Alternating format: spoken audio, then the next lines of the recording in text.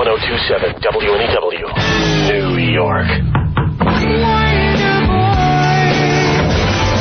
Broadcasting live from beautiful Midtown Manhattan, where on a clear night you can almost see death row inmates all around the country suddenly realizing they're retarded. It's the Ron and Fez Show, and I'm your announcer, Wonder Boy. Now, let's introduce your hosts. Two guys hoping that the U.S. soccer team rolls through Germany like it's 1945 again. Here they are, Ron Bennington, Fez Whatley, radio's World War III.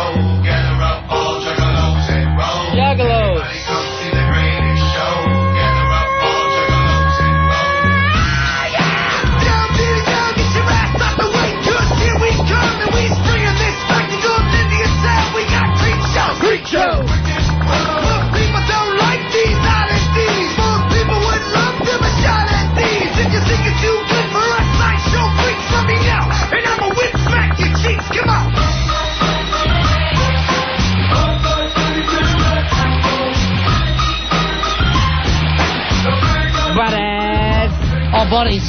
Good evening, buddies. It's the Ron and Fez Show.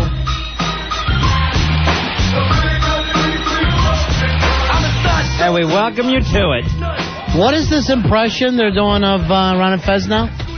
That Norton Opie impression sounds nothing like us. Nothing at all. Crazy talk. And did you notice that they're doing the Fez? People say I say Fez. Like I put the emphasis on the Z. Like there's a whole bunch of Z's at the end. They say I say it twice and then you do a big, and they're letting on like a fruity situation. So it's like, Michael, you're on Ron and Fez. Mike, hello, Michael, you're on Ron and Fez. Michael, you're on Ron and Fez. Hi, Michael. Hi, Mike. I don't know. I always understand your part. All I know is that we're polite to the callers. We call them by name. But apparently 3 times. Always 3? Yeah. That can't be right. We're more versatile than that. Much more. 877-692-1027. We're going to have fun tonight. By the way, since we're off tomorrow night and we have a ton of prizes, we're going to dump a bunch of them tonight. Kind of a spring cleaning for tickets and prizes for the show. Yeah, everything must go tonight. Then also, I bought Fez a present today. You did? Yeah, from Rothman's. Ooh, Rothman's Men's Shop? Yeah. Nice. You're going to love it. You are going to love it, my friend. When do I get it? Are we doing a spot for them later? Yes, we are. Might be nice to do. What time? Hawk, you know what time we're doing it about? Second break, third break? First break. First break. First break. I run down my office and get it. All right. And by my office, I mean our office. Should we go to break? No. We got plenty of time. Hawk, do we need to break now? No, not at all. No. Hi, Hawk. You're on Ron and Fez. How you doing, Hawk? Hi, Hawk. See, I hate that predictability thing that comes up. I hate it when we're doing something that everyone else realizes and we don't. That happens constantly with us. I've tried to stop the growling and grunting. You've done a great job of that because since I heard that you grunt, I've been listening. Seriously, I've been listening because I would hear you occasionally, but I would think you would just make a, let's say, a big boy noise. Like Billy does. Right. Like Billy occasionally makes a lot of noises. That he can't control. Yeah. But you've controlled yours. Well, thank you. And because I was really expecting it to go into Tourette's. Well, I was worried about Tourette's, too. You know, because you read about Tourette's all the time. And I thought maybe you had it. Well, I told my dad, I said, Ronnie gave me a great thing to be afraid of. Tourette's. Instead of his dink. You know, also doing that drug stuff on O&A, I was just so weirded out by it. It brings it all back. You start talking about it, all the memories come back. Of course. And I'll tell you what, they're saying now that from the Bush administration, one of his top drug policy advisors, says the multi-million-dollar ad campaigns to get kids not to take drugs, right, they don't work. No kidding, George. You know, here's what I love. George, you grew up during those anti-drug campaigns. You still partied. They don't work. So they're citing a study done by the University of Pennsylvania that actually showed an increase in drug use among teenagers that saw the TV ads in a focus group. Because it gets your curiosity up. Remember, like in health class, where that would be the only time you would pay attention. And then you're actually taking notes, and you're going, excuse me, what other names are there for speed? There's crank, crystal meth. What else do you have right now? So I know what to ask for. Can I call it Go Quick? Is that unhip? And the kid in the film, he looks cool. So I'm supposed to ask people if they want to blow some tea? Is that it?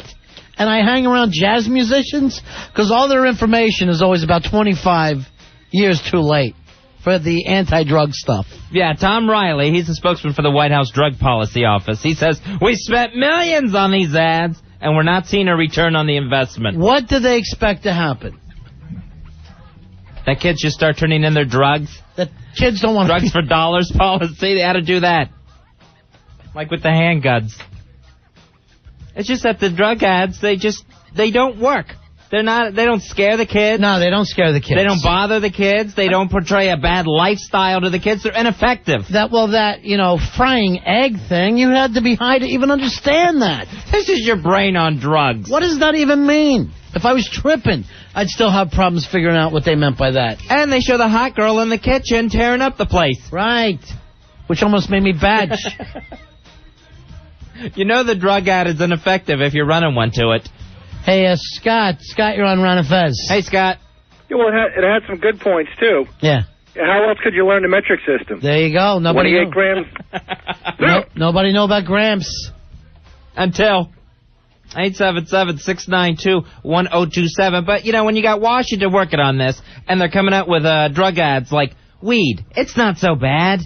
That's ineffective. That's not going to get to the kids. It's not so bad? That's what they said? Yeah, weed, it's not so bad.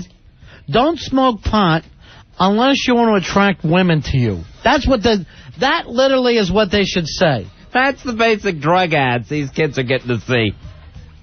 Drugs ruin lives, except for every rock star you've ever loved. And Robert Downey Jr. He's a millionaire. When they put that part in the drug ad, forget it.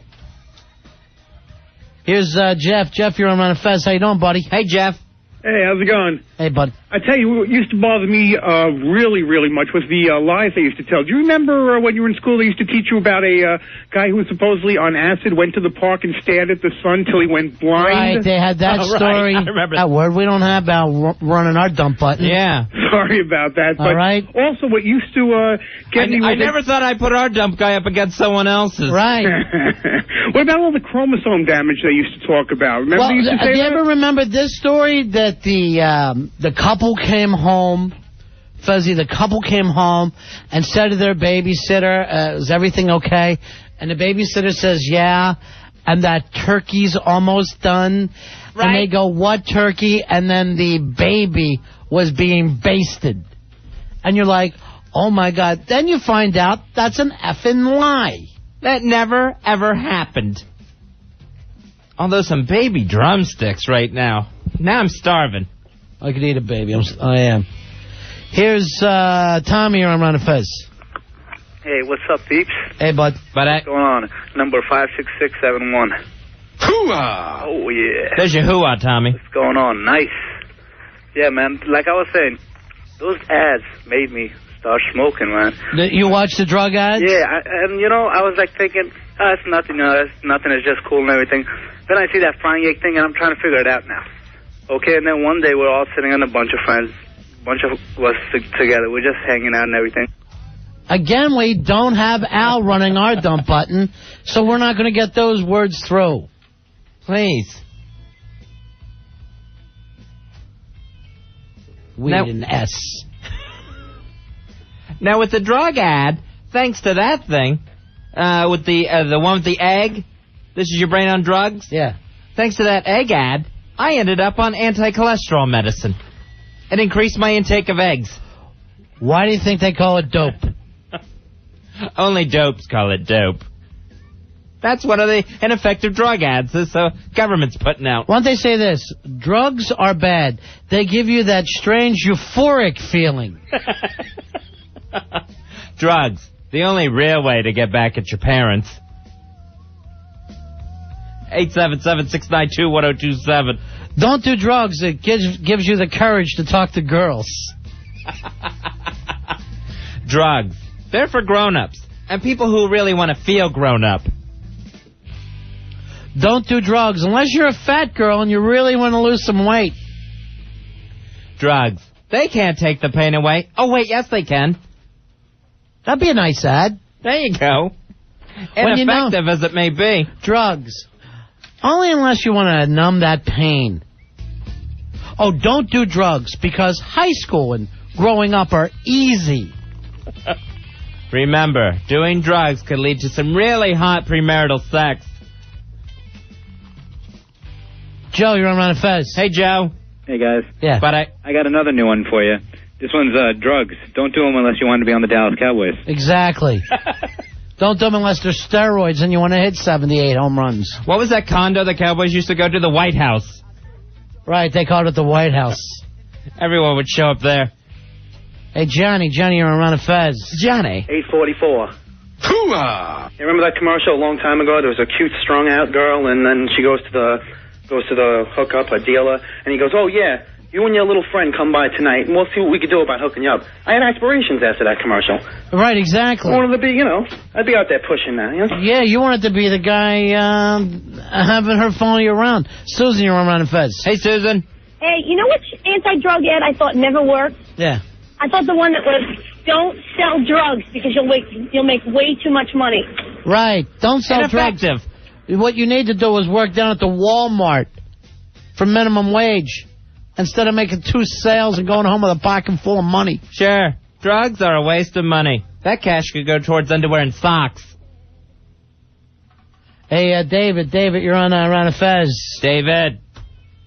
Hey, how's it going? Yeah, But Hey, you know that ad that has Tiki Barber on it that says, "Don't do drugs, even weed," where it sets apart weed as if it's not a real drug. Right. Even weed. Even weed. It's ridiculous. Even weed is kind of bad. They're putting it on the same level as alcohol, Don't smoke weed. Although it's not as bad as smoking cigarettes. Yeah, that's for sure. All right, thanks, buddy. Thanks, David. Rick, you're on Ron and Fez. Hi, Rick. There, that's one for you people What's counting up, boys? threes.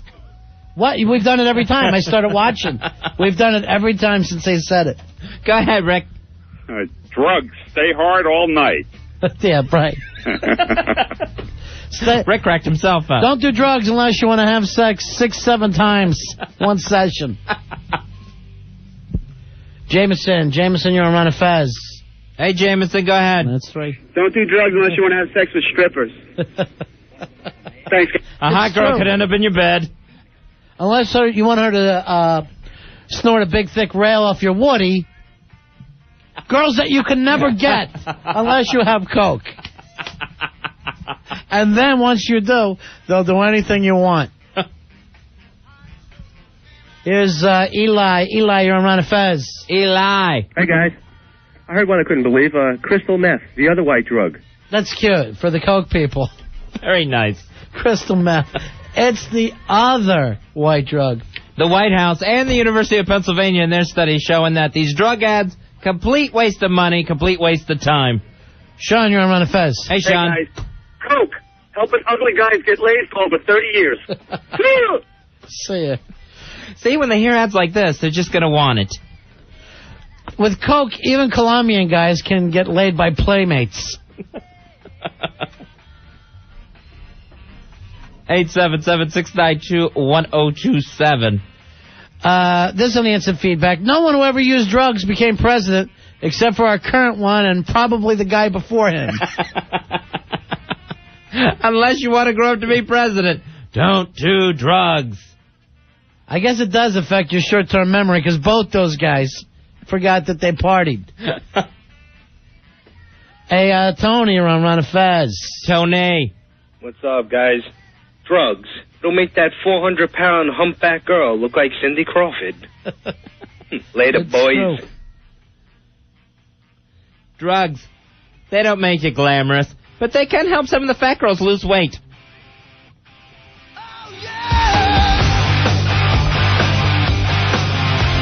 Hey, Paul, you're on Ron and Fez. Hey, Paul.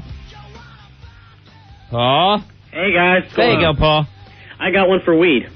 Weed does wonder for your grandmother's glaucoma. All right, there's some instant feedback from Ralph. Drugs. If it was any good, wouldn't you be paying taxes on it? That's true.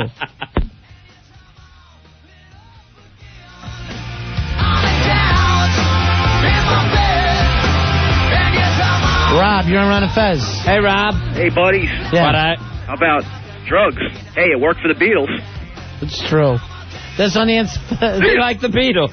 Sean says on the instant feedback, drugs writing hit songs since 1964. Yeah, you don't want to play guitar like Hendrix. Stay away from drugs. You don't want to hit like Canseco. Stay away from drugs. You don't want to make the football team. Stay away from drugs. You'll be very happy working in insurance. Matt, you're on Ron and Fez. Hey, Matt. Hey, what's up, buddies? Buddy. Peyote, the breakfast of champions. All right, that's more of an ad for peyote. We're trying to do anti-drug stuff. How about the president? Since they can't seem to write an anti-drug campaign to keep kids off drugs. Now, where do they go from now? Now that they've realized, forget it. Everything we said to these kids worked just the opposite. Anthony, you're on Ron and Fez. What's up, buddies? Hey, buddy. How about, don't do drugs, because who cares if you're popular? Sure. I do. Abstain from drugs like the other geeks. Don't do drugs. There's plenty of room in the chess club. Dan, you're on Ron and Fez. I learned it by watching you, Ron and Fez. I learned it by watching you. That was the best. I love that one. Where did you learn about this? From you. Huh? And then the father just collapses. Yeah, he collapses.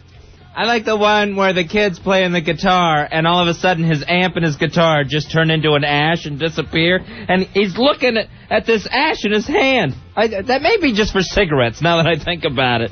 But it's like, if you spend money on cigarettes and drugs, you might as well be burning your stuff. Nick, you're on Ron and Fez. Hey, Nick. Buddy. Hey, buddy. Buddy. The slogan should be drugs. Just say no until they lower the price. It is getting expensive. Jared, you're on Ron and Fez. Jared. Hey, what's going on? Marijuana. Hey, at least it's not crack. Could always be worse. Sure. It's our new lesser of two evils ad campaign. Craig, you're on Ron and Fez. 8914. All right, buddy. What do you got, pal? 1 million Rastafarians can't be wrong.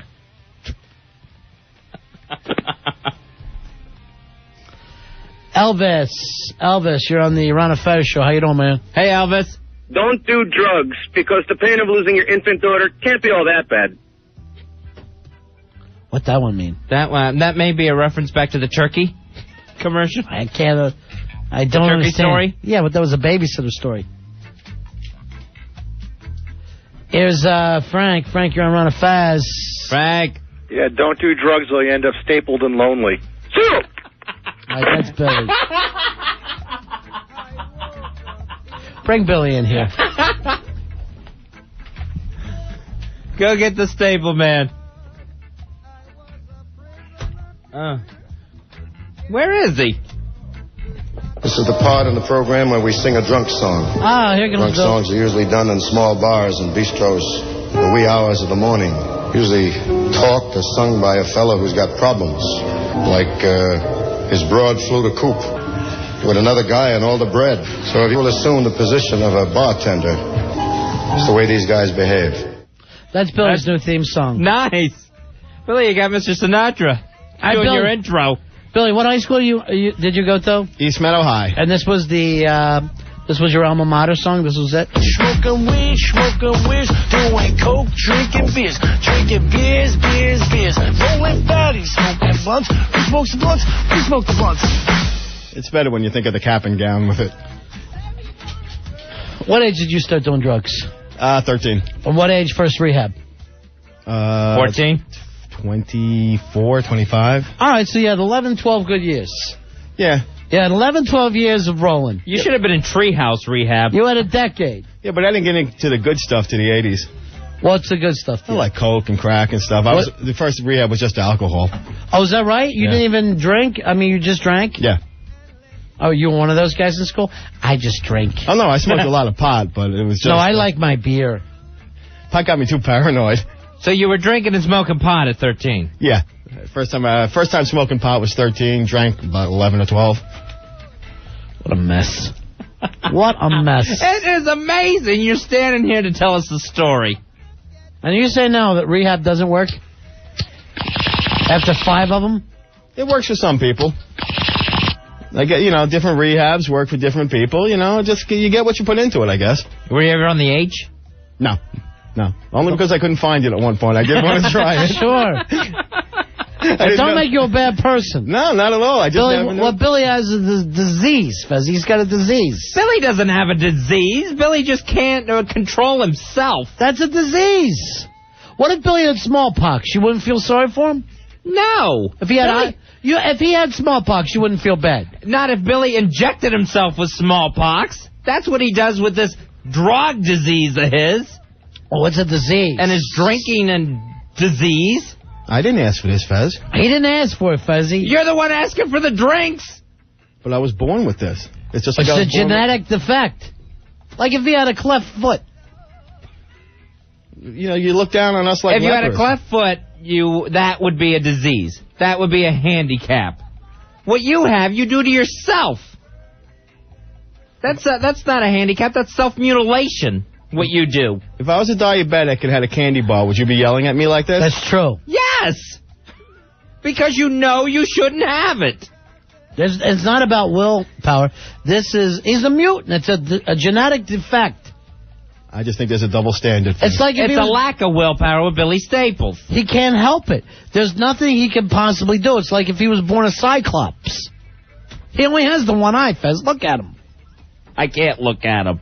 And he doesn't have a disease.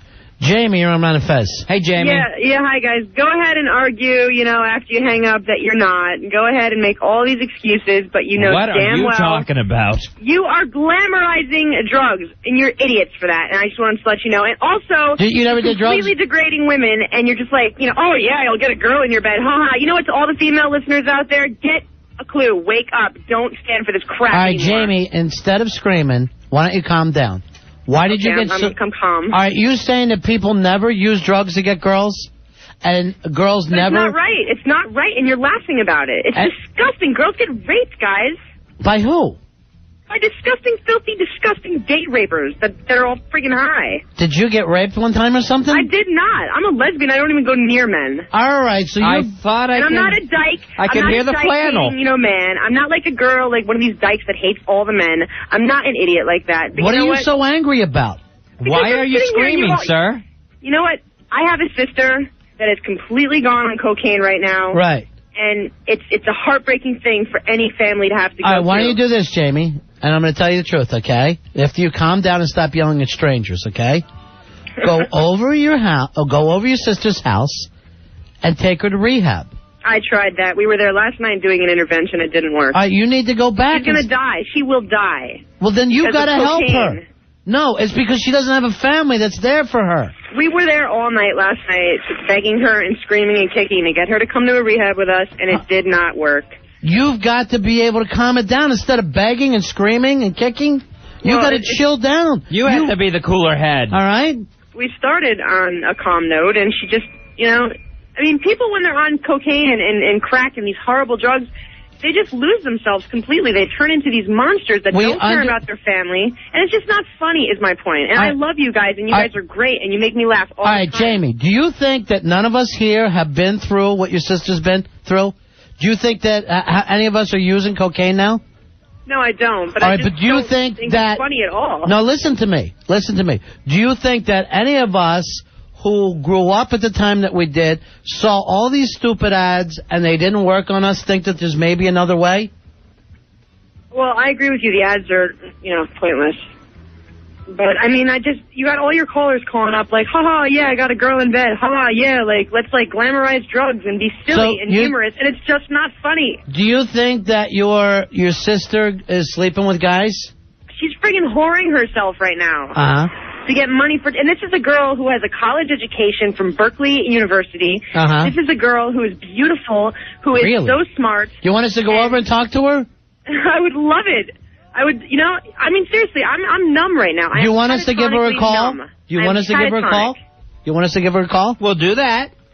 Sure, you can totally do that. All right, hold on. We're going to get her number. Jeez. People get mad at us for no reason. Whatsoever. And please, let us know why you're screaming at us before you start screaming at us. That's all we ask. Beautiful, and she'll do anything with drugs. Okay. We may be all set here. Tonight, we got a long weekend. And I try to tell you, when we come up with what we're going to talk about, instead of just, picking up a variation of what O&A we're talking about, let's figure out what Jamie wants first, and then build the show around her. Easy enough. All right, they're talking to Jamie. On hold. Let's see if she even has a sister. And then just to scream, I'm a lesbian. What's that coming from? Where? Where does it come from? All right, we're trying to get a hold of her. Let's All get right, back she's back on hold. All right. Jamie? Jamie? Yeah, hi, guys. Have you calmed it down a little bit?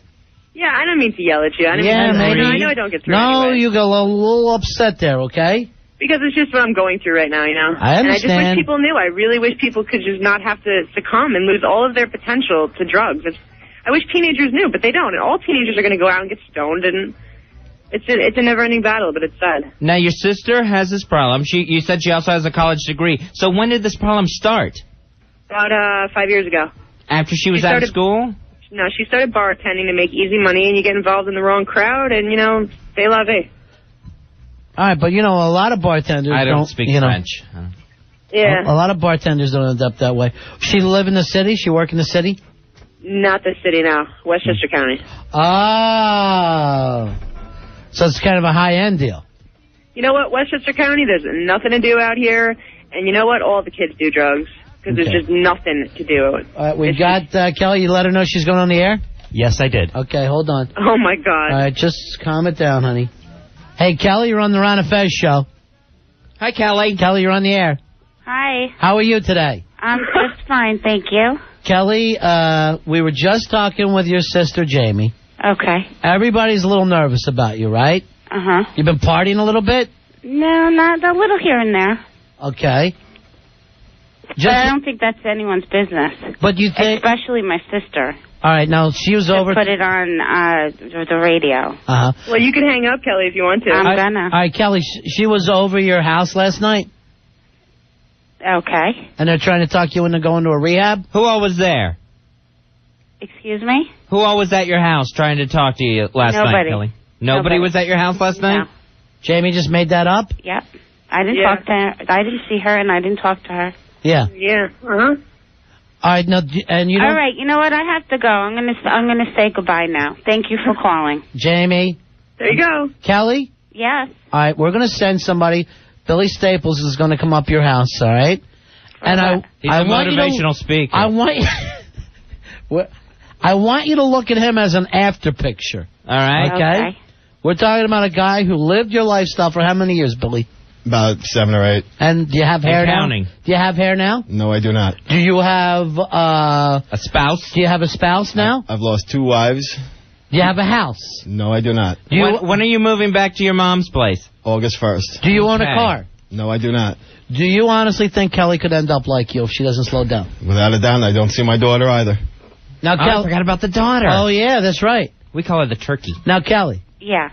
All right, now you hear all that stuff. Do you feel like it can't happen to you? Oh, I know anything could happen to anybody. Believe me. What's the drug I've been through a lot, and I know it all can happen. What's the drug you've been doing? You've been doing coke? That's none of anyone's business. Well, it's not like none of us have ever done coke before. Yeah, I do once in a while. What else you doing? That's it. I drank. That's it. You just drink and do coke? Uh-huh. That's it. You've been dating some bad guys? I've had a few bad guys in my time, yeah. And you're only dating them because they're dealers? Absolutely not. That's not true. No. Okay. You want Billy to come over and spend the night? No, that's okay. Thank Billy, you. would you be willing to spend the night over there? I'll do anything. Billy, for I person in appreciate recovery. that so much, but it's not necessary. Billy, did you explain to her how you have a staple right now? Where your heart used to be? That's true. I had to have major surgery because of my drug abuse. Right. And it's not pretty. I'm not the same person I used to be. I'm half the size I was. Talk about about your teeth. What kind of condition your teeth are in? Well, the ones I have left? Both of them, yeah. Kelly? Yes. None of this means anything to you. I've had bad teeth my whole life since I was a kid. Front or just the back? Back. Yeah. Are you sure you haven't been gnawing them when you're up all night cooked up? No. Just kind of grinding them? Grinding them down to a... I don't grind my teeth. Good for you. When's the last time you did coke, Kelly? How long ago was it? 2 weeks ago. Yeah. 2 weeks doesn't sound so bad. That doesn't sound so bad, Jamie. Yeah, well, she's lying. Now, Kelly, we also heard you're a very smart young lady. You have a college degree. Yes. What do you want to do with that? I'm really not too sure right at this moment. What's it in? I'm really not too sure. I can't sit behind a desk all day, so I'm looking for a territorial I'll tell you job. what. You would sit behind a desk if there was a mirror laid on the front of it, though, wouldn't you? No, I wouldn't. Chopping that up? No. Certainly wouldn't. Okay, well, I'm going to say goodbye right now. I thank you for your concern, but I'm going to get going now. All right, now you're hurting our feelings, Kelly. No, We want really. to come out of this with a big win. We want to send you like we did with Billy Joel. Last person we talked about like this was Billy Joel. And that worked out. Okay. So far. Right. He listened. Mm-hmm. What are you going to do, Kelly? Climb back in that baggie? Not listen to Aunt Fez? No, you know what, guys? Thank you very much. I appreciate your concern, but everything will be fine. We just want to ask you one more thing. Do you want to be Billy Joel or you want to be Billy Staples? Thank you for your concern very much. My sister really over-exaggerates a little, okay? Thank you. All right, let me ask you this. If I had a half an OZ, would you be interested in what I had to say? Goodbye. Well, we tried. Is that how it pretty much went last night? Guys, that's how it goes all the time, but the thing is, she was nice to you guys. She said thank you, and she said thank you very much, but you know what? It's more like F you when it's her family. Yeah, but I almost said that to you, too, because you got an attitude. Yeah, but... You come off abrasive. Yeah, you come off a little abrasive there. Yeah, well, I'm fed up, you know. I mean, I don't want to go to my sister's funeral. Yeah. And not to depress all your listeners, but I just wanted everybody to know that, I mean, you just had it right there, denial. That's what happens to people when they do drugs. Now, Billy, you told me that was just a river in Egypt. You know, there's interpretations of the word.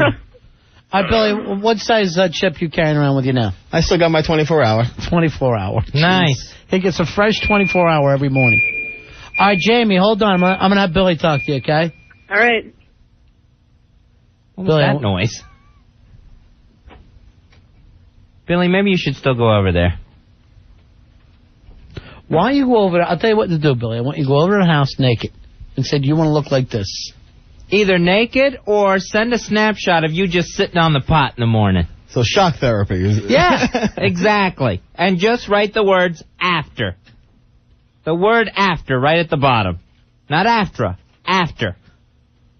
Are you in AFTRA? No. Of course not. I'm in SAG. They wouldn't have you. No, I'm in SAG. Your ass is in SAG right now. That's the problem. Those big teats of yours are in SAG. She had bad teeth since she grew up. Maybe she's eating roofies just to make those teeth. I swear, I think she's been just grinding on them. Filling her cavities with the roofies. Jamie called screaming. I thought maybe if we could have, saved her sister for her, we'd have turned it around. Yeah, maybe if the conversation had started out so harsh. Right. Screaming at us. We don't even know the girl. Yet. No. Yet.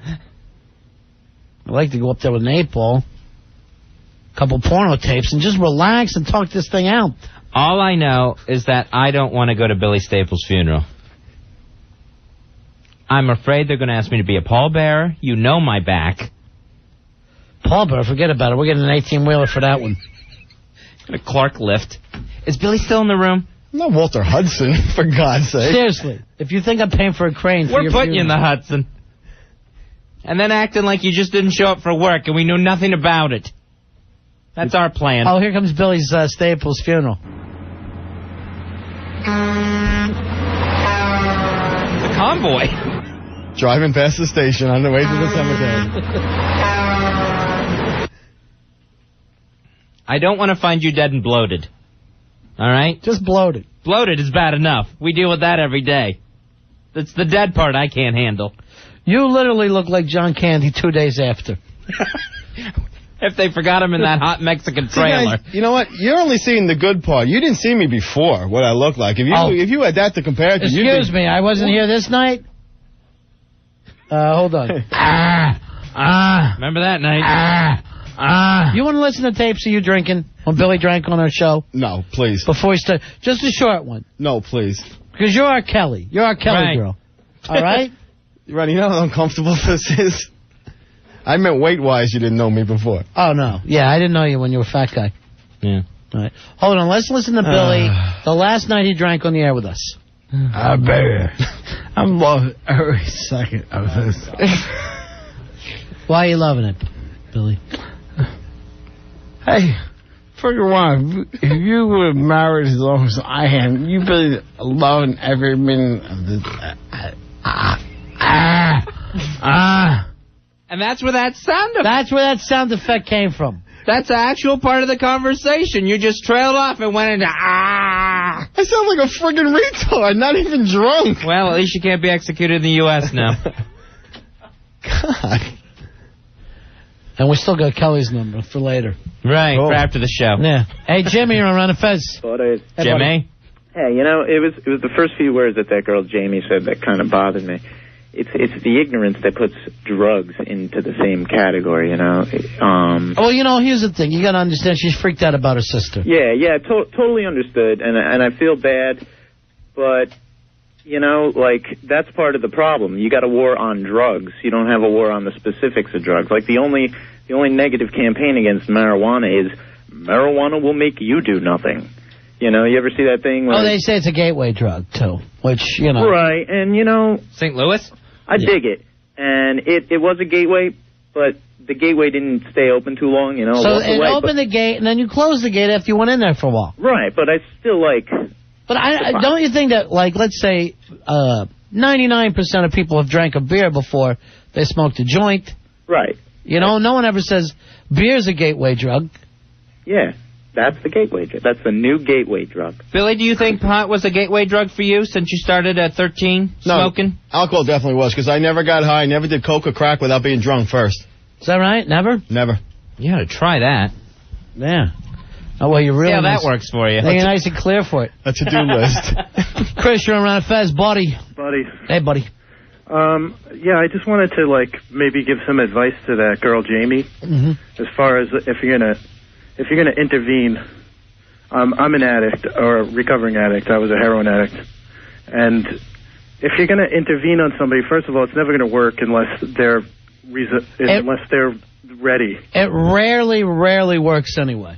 But it's never going to work if you go at them yelling at them, like she did to you guys. Yeah. I mean, obviously, this girl's on the defensive. She was totally defensive. That's the way you're going to be regardless, even if... even if they're not screaming and yelling at you. Yeah, you're already waiting. You're paranoid and waiting for a confrontation. She had me wanting to do some dope. By the time she was done yelling at me and Fez, I was thinking my nerves are shot.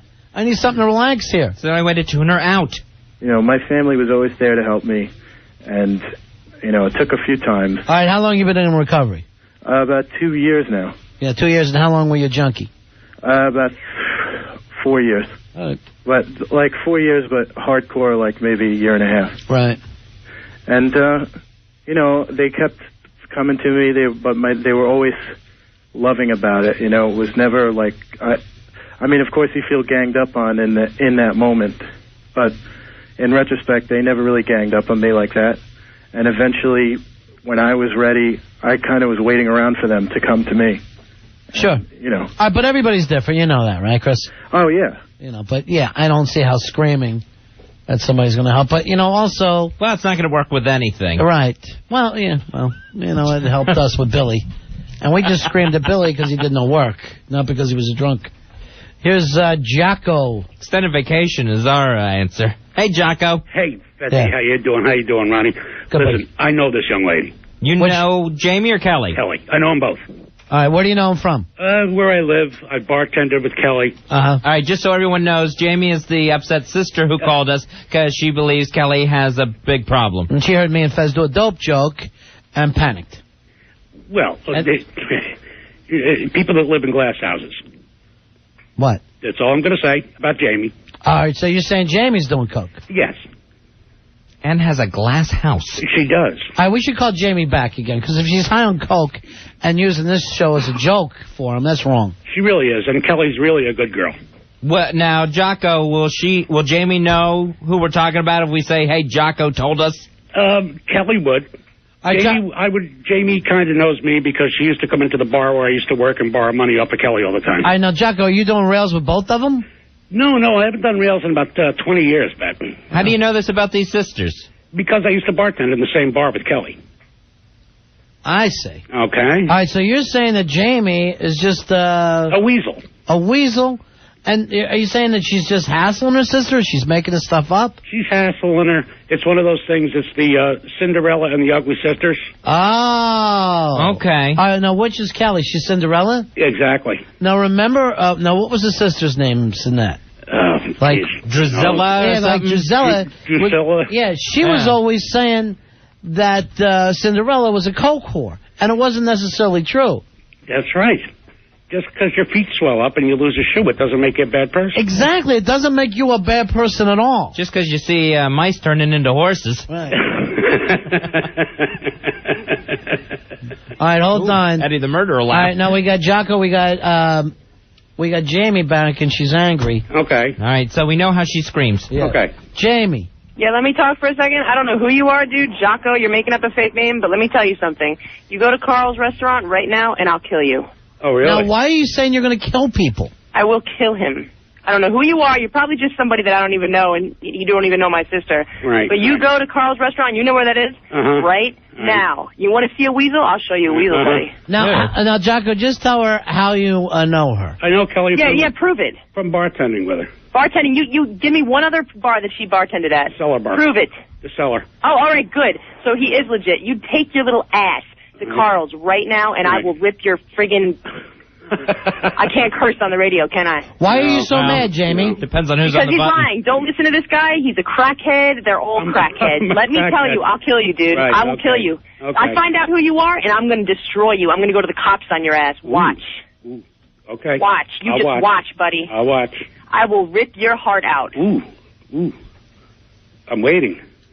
Now, Jamie, he's waiting. Don't be a pussy, dude. Go to Carl's right now and watch me destroy you. Why Carl's? It's just because a central meeting he knows place. where it is. Yeah, it's a central meeting place. If he said the cellar bar, then he does know my sister. So he does know. Now, I don't know who I'm speaking to. He's too much of a chicken to even say his real name. Well, Jamie, let us ask the questions that There's no Jocko. That Jocko brought up. Are you also doing coke? No, I am not. I am totally and completely clean and have been since I was in high school. In high school, I was a complete idiot. I did all kinds of drugs. But you know what? I'm an adult, and I don't do drugs. Jocko, I swear to God, you bring your ass to Carl's right now, and I will rip your throat out of your mouth. All right, Jamie, you are doing a lot to break the lesbian stereotype, and I like that. Now, Jocko, what do you say to this? She's saying that she never did drugs, and you just made this up. Well, she didn't say that she never did drugs. She said she hasn't done drugs since high school. Are you talking about her high school days? Well, I'm talking about, she's coming up. And yes, I did borrow money off my sister. I'll give the guy credit where he deserves it. I used to borrow my money off my sister a lot because, I was an idiot and I didn't want to keep a job. But that doesn't mean I'm a drug addict. Okay. But, Jocko, you said she lived in a glass house, and you gave us the impression that Jamie is doing drugs just like Kelly. Well, she had done them. I have in high school. Okay. But I'm not a jerk, I'm not an idiot, and I don't mess with it, and I haven't for 6 years. And I swear to God, I'm waiting until I can figure out where I can place that voice to a name. So if I find out who you are, I'm going to go to the cops on your ass, and I'm going to kill you. And I mean it. Don't mess with me, but... Okay. No. Now, Jamie, after you go to the cops, then you'll kill him? You kill him, the cops will One come or the find other. you. One or the. You know, I'll probably just beat the living crap out of him. You and should then, you either know what I'll leave, do? here's what you And should you do. know what I'll do? Either I'll cry leave the rape on cops your ass. out of it. Or, you'll do what? I'll cry rape on his ass. All right. No, what are you gonna? You'll go to the cops and say that he raped you? I swear to God, you don't even know who you're messing with, buddy. You think I'm just this little weasel? You think I'm just like some girl? I will take a bat to your head. And then cry when rape? When I find out who you are, I'm going to get you. This is it. I'm going to get your ass. Okay. Jocko, why don't you give her just some clues? Give me a clue, really. Don't be a pussy. You're a big, tough man. Honey, I'm not the one making the threats. I'm not making threats. I'm making promises. I'm going to find out who you are, and your life is going to end. Okay, I look forward to that day. Now, do you believe her, Jocko? No. Do you want to give her any sort of hint of your identity? No. Your life won't end, buddy, but your life as you know it's going to end, because you're going to be in a hospital learning how to walk again by the time I'm done with you. Okay, that's good. Jamie, I'm why are sort you... of picking up his voice. All right, Jamie, 'Cause he's why are lying. you so Keep talking, angry? Jocko. He said you used to do drugs. You said you did. He said you used to borrow money off your sister. Yes, that I you're did. now you're accusing. And your main point, Jocko, is that Kelly isn't so bad, right? Exactly. That's why I'm angry, guys. Exactly. That's why I'm angry. You're angry about the Kelly comment? This son of a B is claiming to know my sister better than I do, and I'm her sister. And you know what? I'll kill you, dude. I swear to God. All right. You'll kill him. You'll cut his heart out. You'll hit him with a bat. You'll cry rape. You'll call the cops. In that order. I will make his life hell one way or another. I won't kill him because I'm not going to jail for nobody. But you know what? I'll do a couple months for beating the hell out of you. I will. Watch me. How much time would you be willing to do? I'll do a year. And believe me, I took criminal justice classes, and I know what's going to get me a year. You are going to pay when I find out who you are. I have been waiting for one of her coked-out piece of crap friends to step to me, and one just did, and you're going to pay when I find out who you are. Jamie, let me ask you this. Is it true about the Cinderella and the ugly stepsister syndrome? Are you jealous of Kelly? I love my sister. I'm not jealous of my sister. All right. Have you ever been? As a journalist, I had to ask. Have you ever been jealous of her? Never. I'm complete opposite of my sister. Well, I don't want to be Jocko's- like her. Jocko She's is- pretty, feminine, and beautiful, and I'm tall and dykey. Now, Jocko has only said nice things about Kelly, though, right, Jocko? That's right. You know what? Jocko was probably one of the morons that got my sister screwed up. No, honey. I was the complete opposite of it. And you can ask anybody that knows me. Well, apparently you don't know my sister. Honey, You're I know telling me you. that I'm exaggerating. I know your sister, you stupid Well, you little... don't know her anymore if you're I sitting do there too. telling me I'm exaggerating. I do too. So you know her Right? now? Huh? You know her now? Do I know who? Do you know her now? Do you hang out with her I now? don't hang out with her now. Do you associate with her? I see her enough. When's the last party time with you her? saw her? Do I party with her? No. Have you ever? No. Cocktails, yes. He's had a few drinks. He's had a You few sound like an mixed older drinks. guy. Yes, he Sound said like he an used to older do guy. coke 20 years ago. Back in the day. All right, so I'm narrowing it down now. He's an older guy Yeah? He likes cocktails. He likes With a a- refreshing drink. with an alias Jocko. That's right. And you can ask anybody in Larchmont who I am. Oh, really? That's right, honey. Well, then you That's can consider yourself really in a lot of heat. What are you going to do to him, Jamie? I'm Seriously. going tonight. I'm going to ask anyone who Jocko is. Okay. You better run, buddy. Okay, Jamie, whatever you say. Can we order food from Carl's? I'm starving. I am starving, too.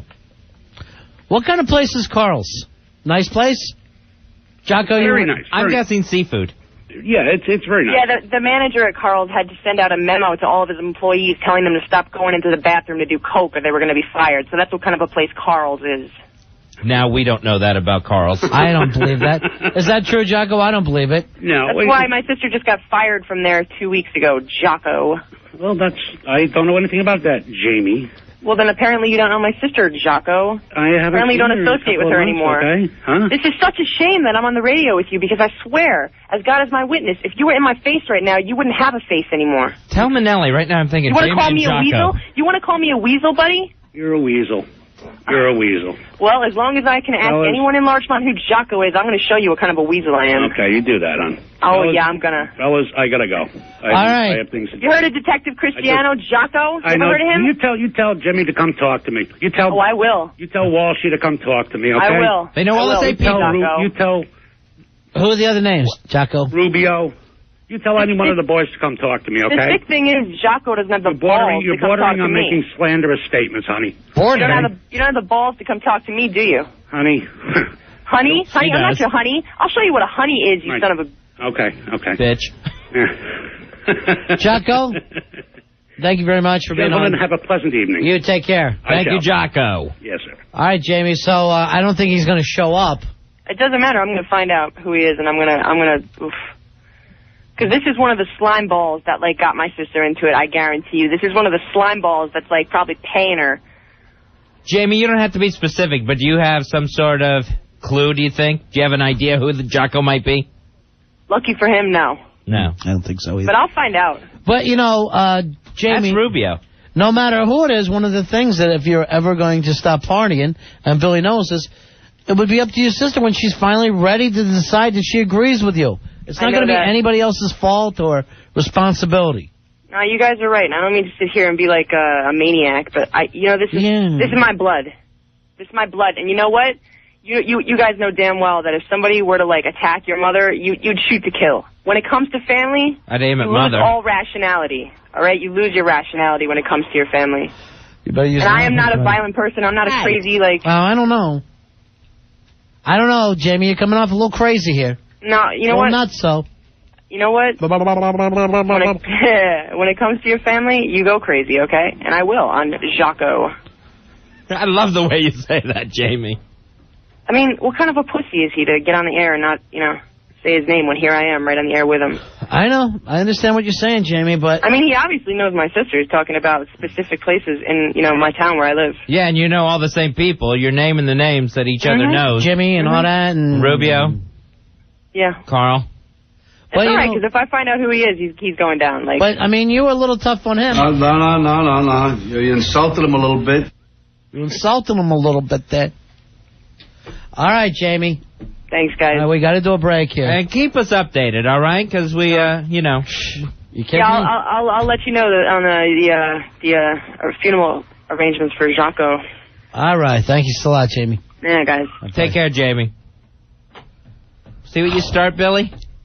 You happy now, Billy? Don't you wish you had a sister that cared for you like that? My sister does care for me like that. I forgot about her. My sister cares for me very much, but they couldn't do anything for me. Now, she's bald too, right? No. Oh. The whole family bald? Not yet. Summer's thinning. We got to do a break. We went way too long. Yeah. All right? But we tried to help. When we come back, more Thunderdome rules. Jocko, Jamie, Kelly, and all the cops in Westchester. All in the same dome. Nice. And of course. 2 men injured, 1 man lead. It's the Ron and Fez show. Ron and Fez. 1027 WNEW. Hey, Jenny. Hi. What do you think of Billy right off the bat? Pleasure to meet you. Not that bad. Not that bad. Worse to pick me up in the bar. Billy's not here right now. Would you really like him? Do you dig him? If it's a free night out drinking, I don't care. Come on, she looks nice, doesn't she? Yeah, she's nice. Yeah, and you look good. You don't slouch yourself. Right. Figures. You two look cute. Thank you. Money and cash is no problem. Put your tiny hand in mine. Stop drinking ahead of time. All right, ready? Let him go. Ready? Wait a second. Wait, she's drinking ahead of time. I'm sorry. That's looking fun to me. What am I not supposed to drink it? You think you love her? I fall in love easily, Ron. Yeah? Yeah. Is this one of those times? It could be. I need to get my liquid lips. I'm such a prude normally, but then all of a sudden I start drinking, and the next thing I know, I'm like, wow. You know, Jenny, you're the kind of girl I've been looking for. How about we suck face right now? He's really drunk, isn't he? Damn, I'm not used to girls who are like this. Like what? That loose. God, this girl's hot. To get the hell out here and me and you go and party somewhere or what? Yeah, I guess. Nothing like a pregnant pause to end a conversation. God, I love this girl. I thought that maybe he could use a friend to talk to. Now I realize that maybe both of us need AA. Jenny, you are too hot to want anybody to be involved in AA with you. God, this girl's so freaking hot.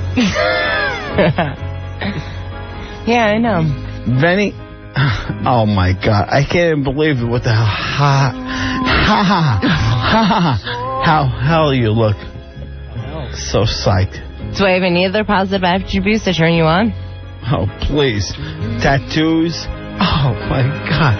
I love this girl. I wish that, if there was some way that I could turn around and you could say, like, Weeble, you're the guy for me, I'm all there. Screw what these guys are saying, me and you going out after night. Because you can speak in a really, really coherent sentence right now. Oh, my God, do I want you in the biggest way. You're really hot and stuff, and, like, yeah, it's been really fun drinking, but if you can only pound that many drinks and you're not even going to be able to, like, take me out drinking afterwards, then maybe you're not the guy for me. I'm sorry. Oh, well, okay, then. Hey, have a good night. Good night, everybody. Good night, sweet prince. That was Billy's drunk night. Weeble, you're the guy for me. And that literally put me back in meetings. It forced me to get a new sponsor. A 212 sponsor.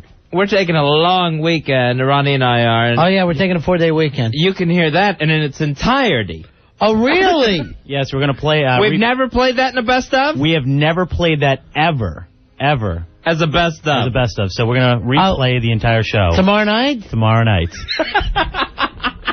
I'm sure Billy's going to have a problem. I may show up for work anyway, just to hear it.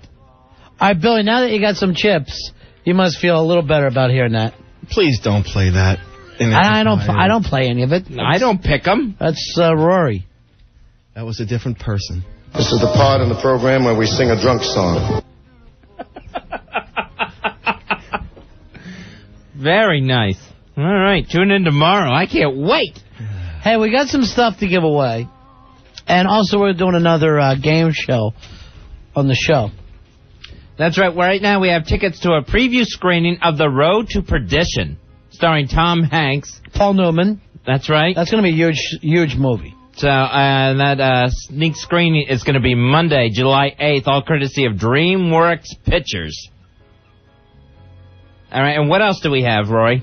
DreamWorks Pictures. Pictures. And then, now all winners are going to receive a copy of the soundtrack and be eligible to win a $500 shopping spree to Saks Fifth Avenue. That is correct, yes. Nice. Everyone who calls in will get a pair of tickets to this screening. We have tons of them, so. All right, so 877-692-1027. So let me get this straight, Rory. We're giving away what to the winners tonight? The winners they're going to get a pair of tickets to the special screening, and if they call in and they get the question correctly, then they will also get a soundtrack, and they will come in next Friday for a Unique New York. All right, give them also big-ass game show. Yeah, big-ass game show. Also give them an extra prize, okay? Okay, you got it. All right, because we're spring cleaning tonight. We got tons in the of summer. Fun. All right, so let's play Unique New York. You know you need Unique New York. It is the game show of knowledge and pronunciation. All right, so also don't play unless you can come in next Friday night for this $500, right? That is correct, next Friday. $500 shopping spree. Yes. And we will qualify you right now with a you need Unique New York question.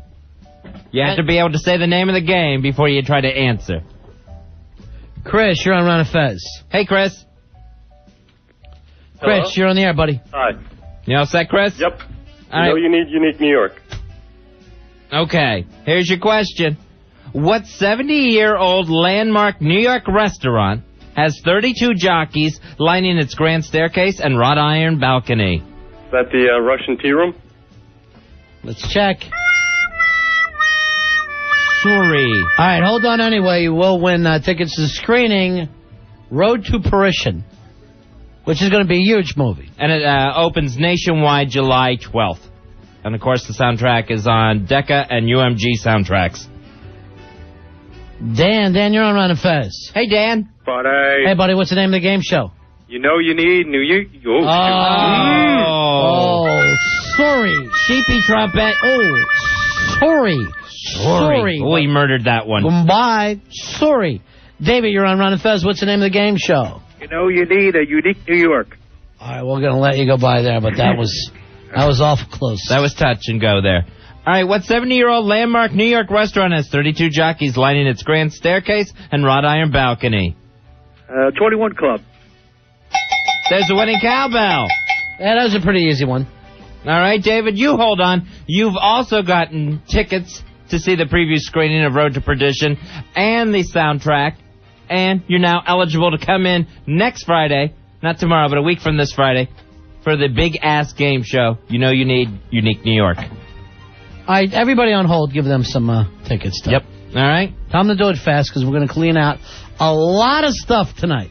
That's what we're doing. Hey, Fez, did you have a chance to see the Discovery Channel last night with Brian Regan? And I don't know whether this is a new show or a one-time special. I think it's called Only Human. No, I've not seen this. It's very, very cool. It's almost like Regan is now doing a science show. Very nice. We love science. How is it? I would have been... it was a great show. Yeah? A lot of this stuff was just how people adapt in certain situations, and these scientists, it'll freak you out so much, but they'll actually be able to tell when you'll start lying, under what circumstances you will join the herd. Oh, nice. Because Fez and I see ourselves as amateur psychologists. Sure, sociologists, scientists, all of it. Yeah. Anthropologists, we study man. Well, we don't study because that would take time, but we like to say. We watch. Yeah. We watch humans. We watch TV, and there's humans on TV. So that's basically what we do. So we thought we'd open up the big-ass prize closet.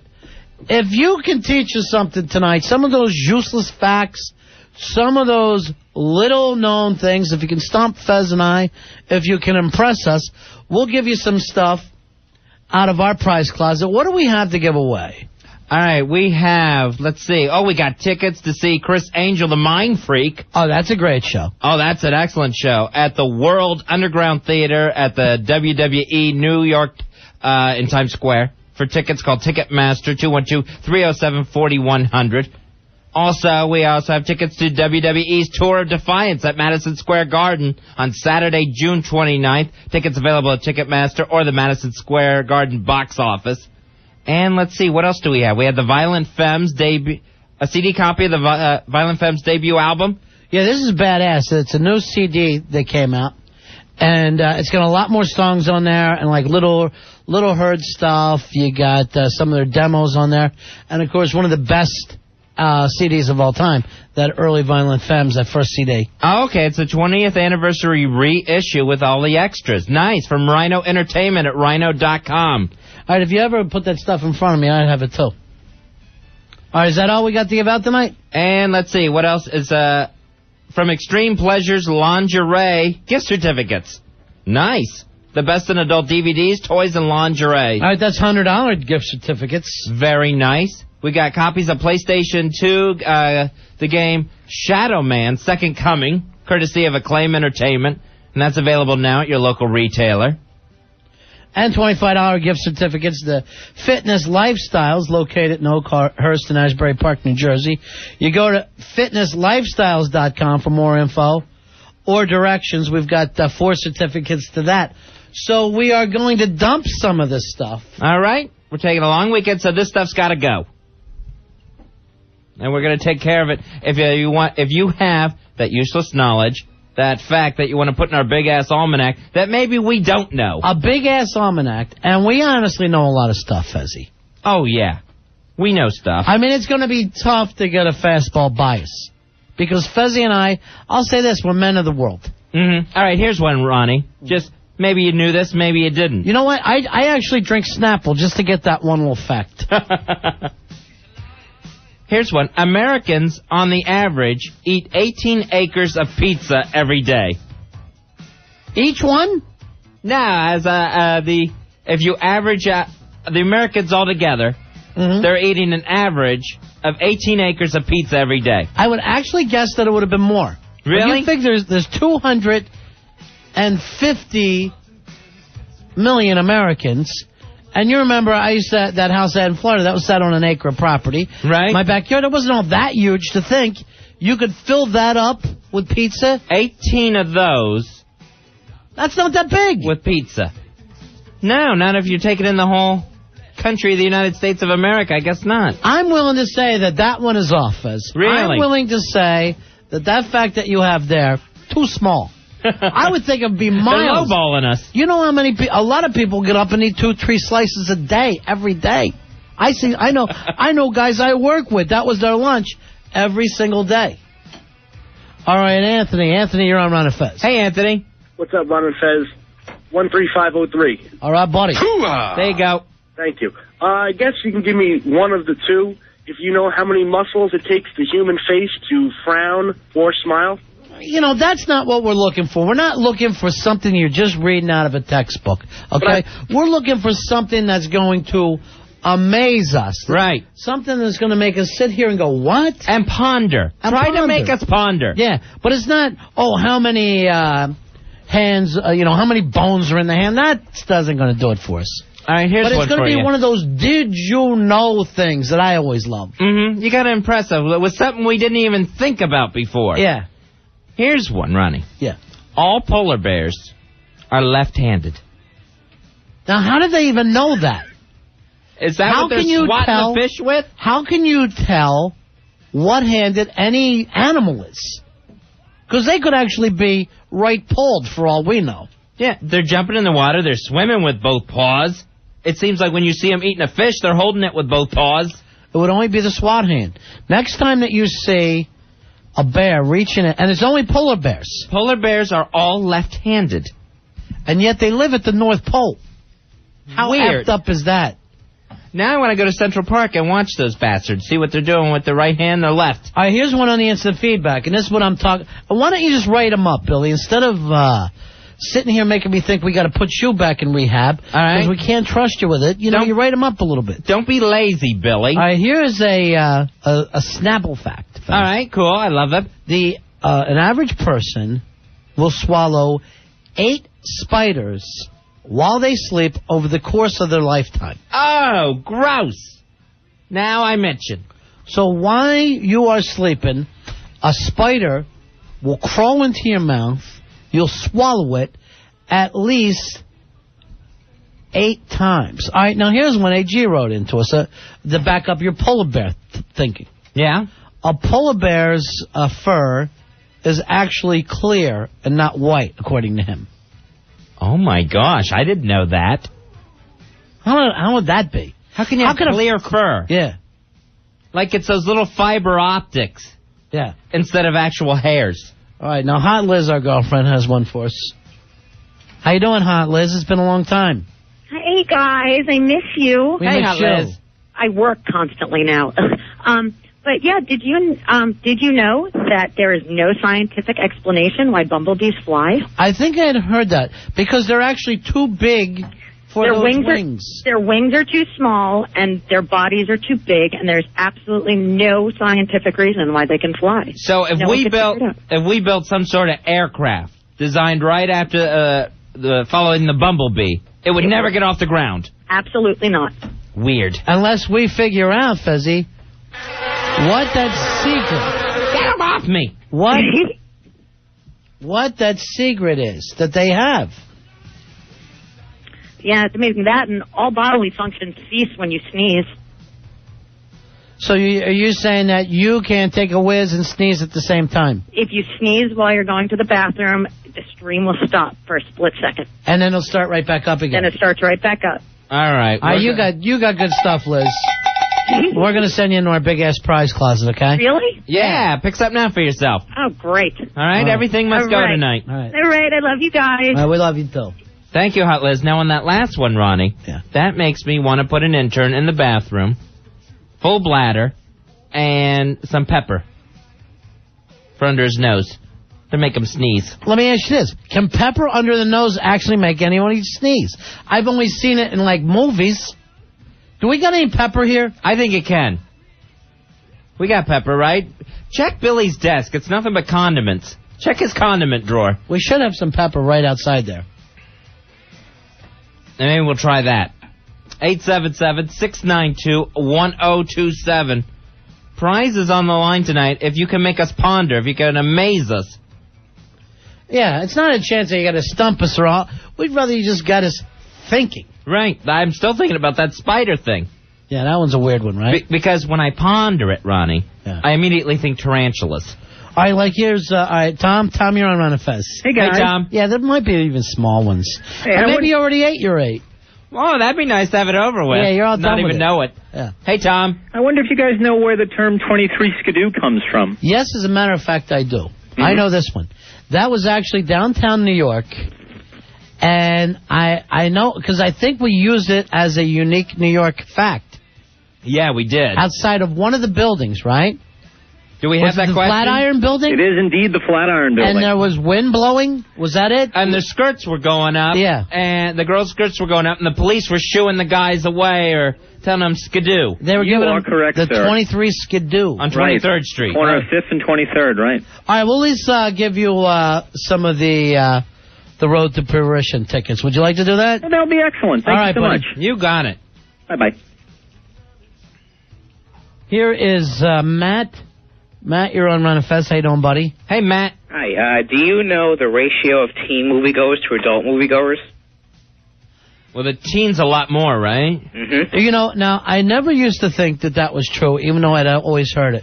But the older I get, not only is it at first it was less movies that I would go to, and now I find myself not renting a DVD that I think could stink. You know what I mean? Uh-huh. Now, when you're a teen, you'll sit through anything. I don't know why. But now I'm feeling like, no, I don't think I'm going to sit here and watch this chick flick. It ain't going to happen for me. And now I won't even watch it on HBO. I'm getting very, very precise. Any movie that comes out, you got to categorize.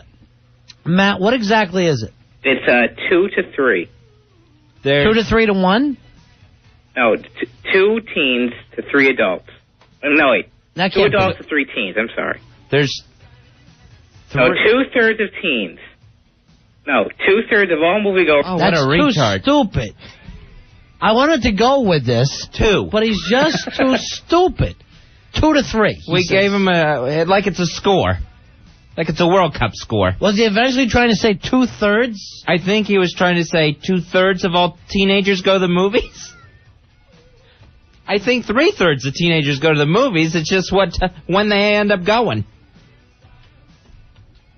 There's a third of our nation's teens, Ronnie, that haven't seen a film. Here's James. James, you're on Ron and Fez. Hey, James. Hey, what's going on, Ron and Fez? How you guys doing? What can we do for you? Well, I got a fact for you. You might like this one, Fez. There's more bacteria in the human mouth than there is in the human anus. More bacteria in the mouth than in the anus. I was trying to remember that. It was on the tip of my tongue. You're so sad. So literally, I remember. You remember that when you were a little kid, your aunt would want you to kiss and you would hate it, and you were right because you'd be better off giving her a rimmer than kissing her right on that bacteria-filled mouth of hers. I figured it was useful info. There's probably lipstick back there too. All right, I think that's a damn good one. All right, James, you want to go big ass prize closet? Oh, definitely. Thanks, guys. There you go. There's a winning cowbell. Love you guys. You're the best. Say, we got stuff to give. Yeah. We're givers. We're helpful. There's no doubt about it. We're the helpful guys. Here's Kevin. Kevin, you're on Ron and Fez. Hey, Kevin. Hey, hi. I just wanted to expound on that sneezing thing.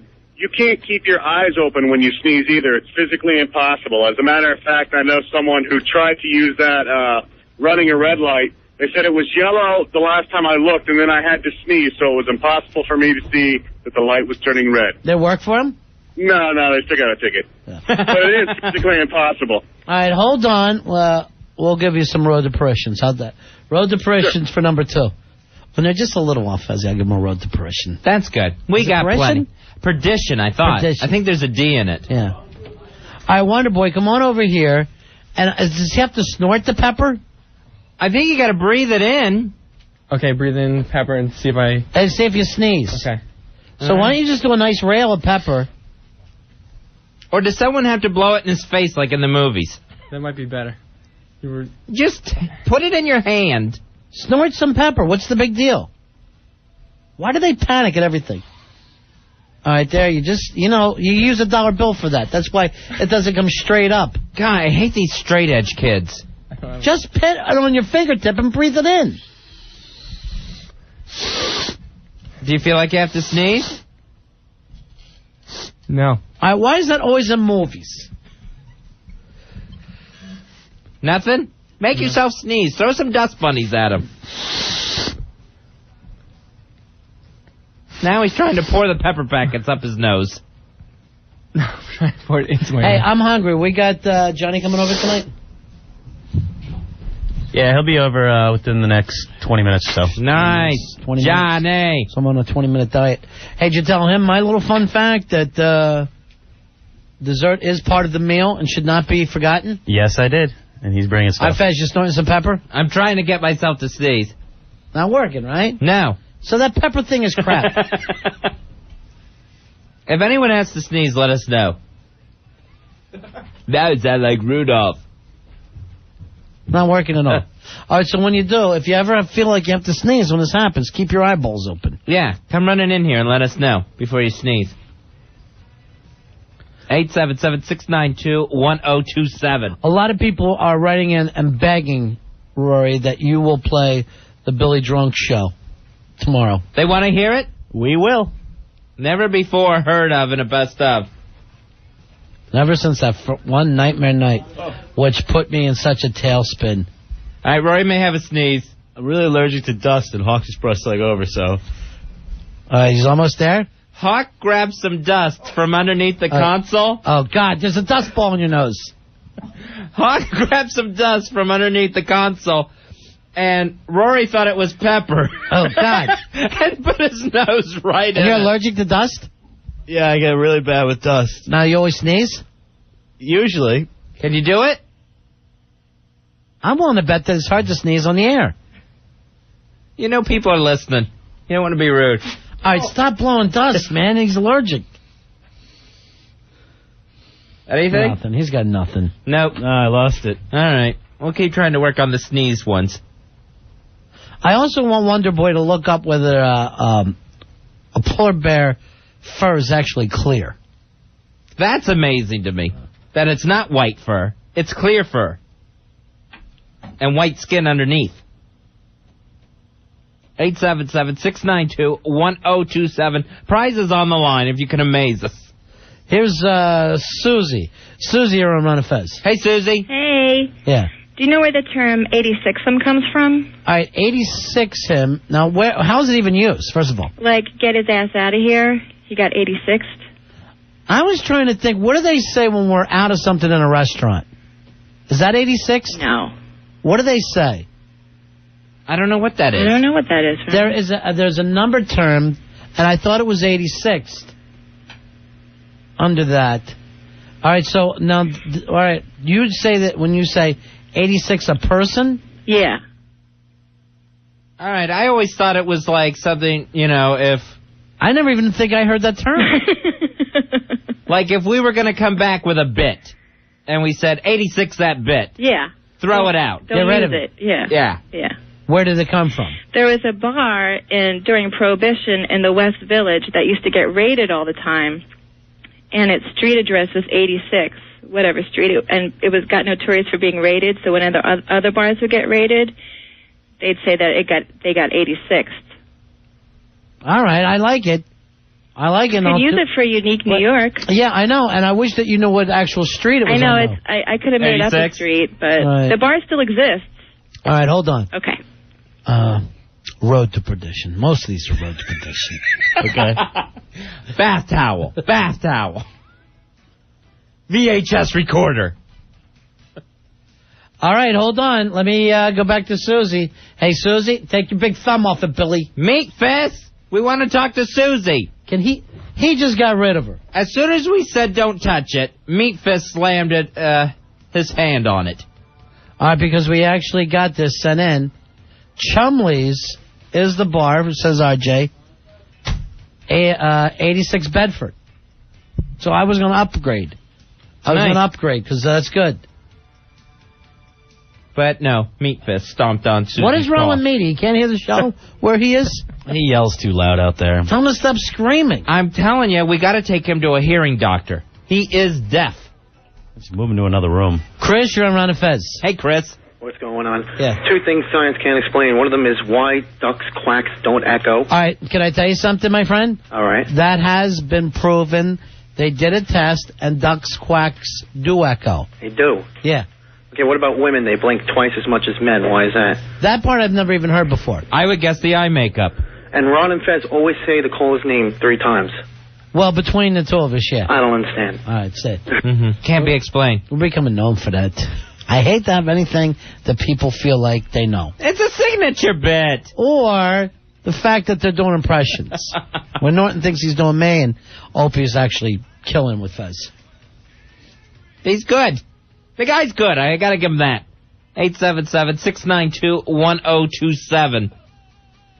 Tommy, you're on Ron and Fez. Hey, Tommy. Hey, what's up, guys? Hey, buddy. The human body cannot go number 1 and number 2 simultaneously. Wow, now I don't know about this. I'm telling you, it can't happen. Does anybody got to drop mud? Yeah. Also, I got another one, urban legend, that pepper makes you sneeze.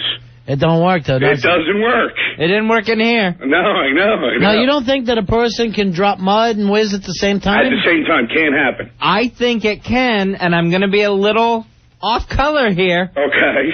I think it can if you got the squirts. Even then, I don't think it can. I don't think you can. I think one has to work opposite of the other. You know, it just can't simultaneously go. I'm pretty sure you could ask somebody that knows better than I, but I'm pretty sure I learned that. Billy can usually go on cue. Well, get him in the bathroom, except for the bathroom near the studio there. All right, Tommy, you're going to get a road to perdition. Okay, thanks. All right. Most of this is a road to perdition. Is that perdition? Perdition. Oh, I'm never going to be able to remember the name of this. Perdition. Perdition. I'm getting my head shaved. Jared, you're on Ron and Fez. Jared. Yes, hi. Another one about animals. A sparrow has more neck bones than a giraffe. Well, you know, no one ever said that a giraffe would have a lot of neck bones. Well, you would just think it would, you know, that with the thing, neck so long. That thing actually looked like cartilage to me. Yeah. So a giraffe, I think it's like 7 or something, a giraffe. And they're just really big? Yeah, exactly. All right, how'd you like to go see the road to perdition? Hold on. You're heading down the road to perdition. All right, I'm going to give you one that I know that you're going to like, Roy. Okay. There is no animal anywhere on this earth that I cannot knock out. Oh, that's true. I know that as a fact. Even a bear? A bear I can punt. Now, here's the thing. You've got to sit the bear down and obviously, bring it down. But if I stand in front of it, and I mean, the poles can't be up, it's not knocking me. It's just me catching that bear right in the jaw. I'll knock that effer out. Right. We're not talking about a fight. Right. We're talking about... I can't beat a bear of course in not. A fight. Don't be ridiculous, Rory. But I can knock a bear out, and I kid you not about this, with one punch. That's really impressive. If that animal, no matter what the animal is, if it is set up and Ronnie gets one clean shot on the animal goes down. I've seen this happen. Even a blue whale? Blue whale I can knock out. Here's what you're going to have to do, though. Pull it out. Right. On a trailer. And I have to hit it exactly the right place.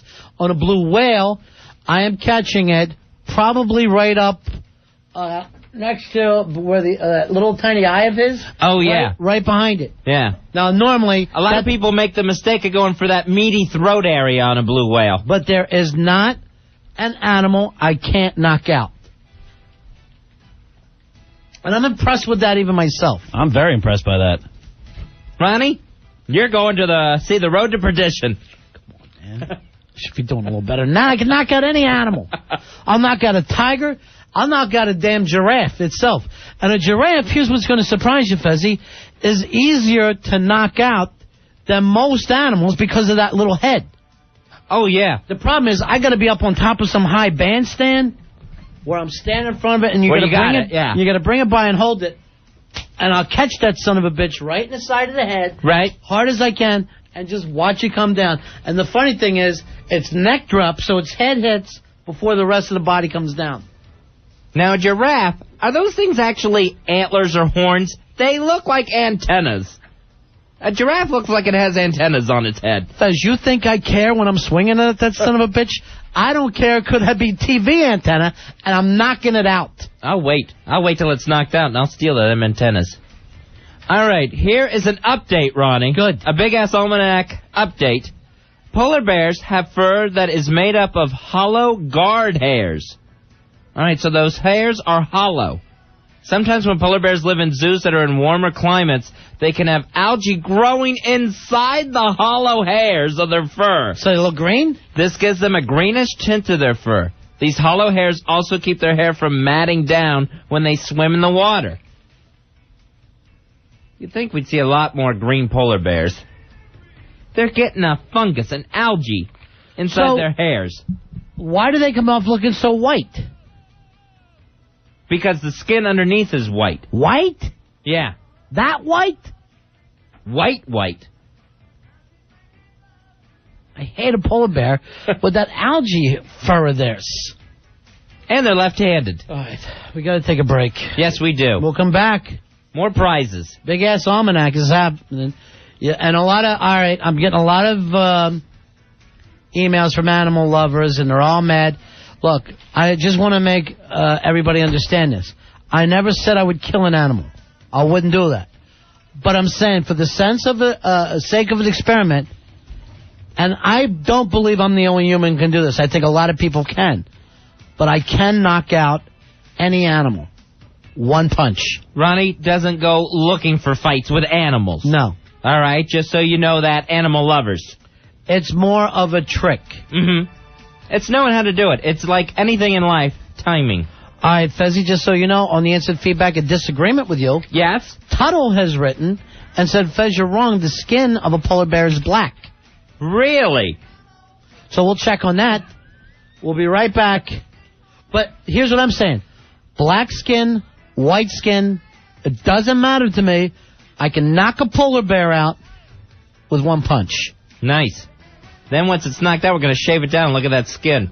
And believe me, ladies and gentlemen, I can show you how as well. This is the Ron and Fez Show. Ron and Fez. You're scaring me. Stop it. 102.7 WNEW. We're Ron and Fez. This is the part of the show where we say, Johnny! Johnny, how are you, my friend? Hard Rock Johnny's here. Hello, fellas. How are you? Good, buddy. Johnny brought us back some hamburgers from the Great Hard Rock restaurant, which was on TV last night. I'm going to talk to you about that.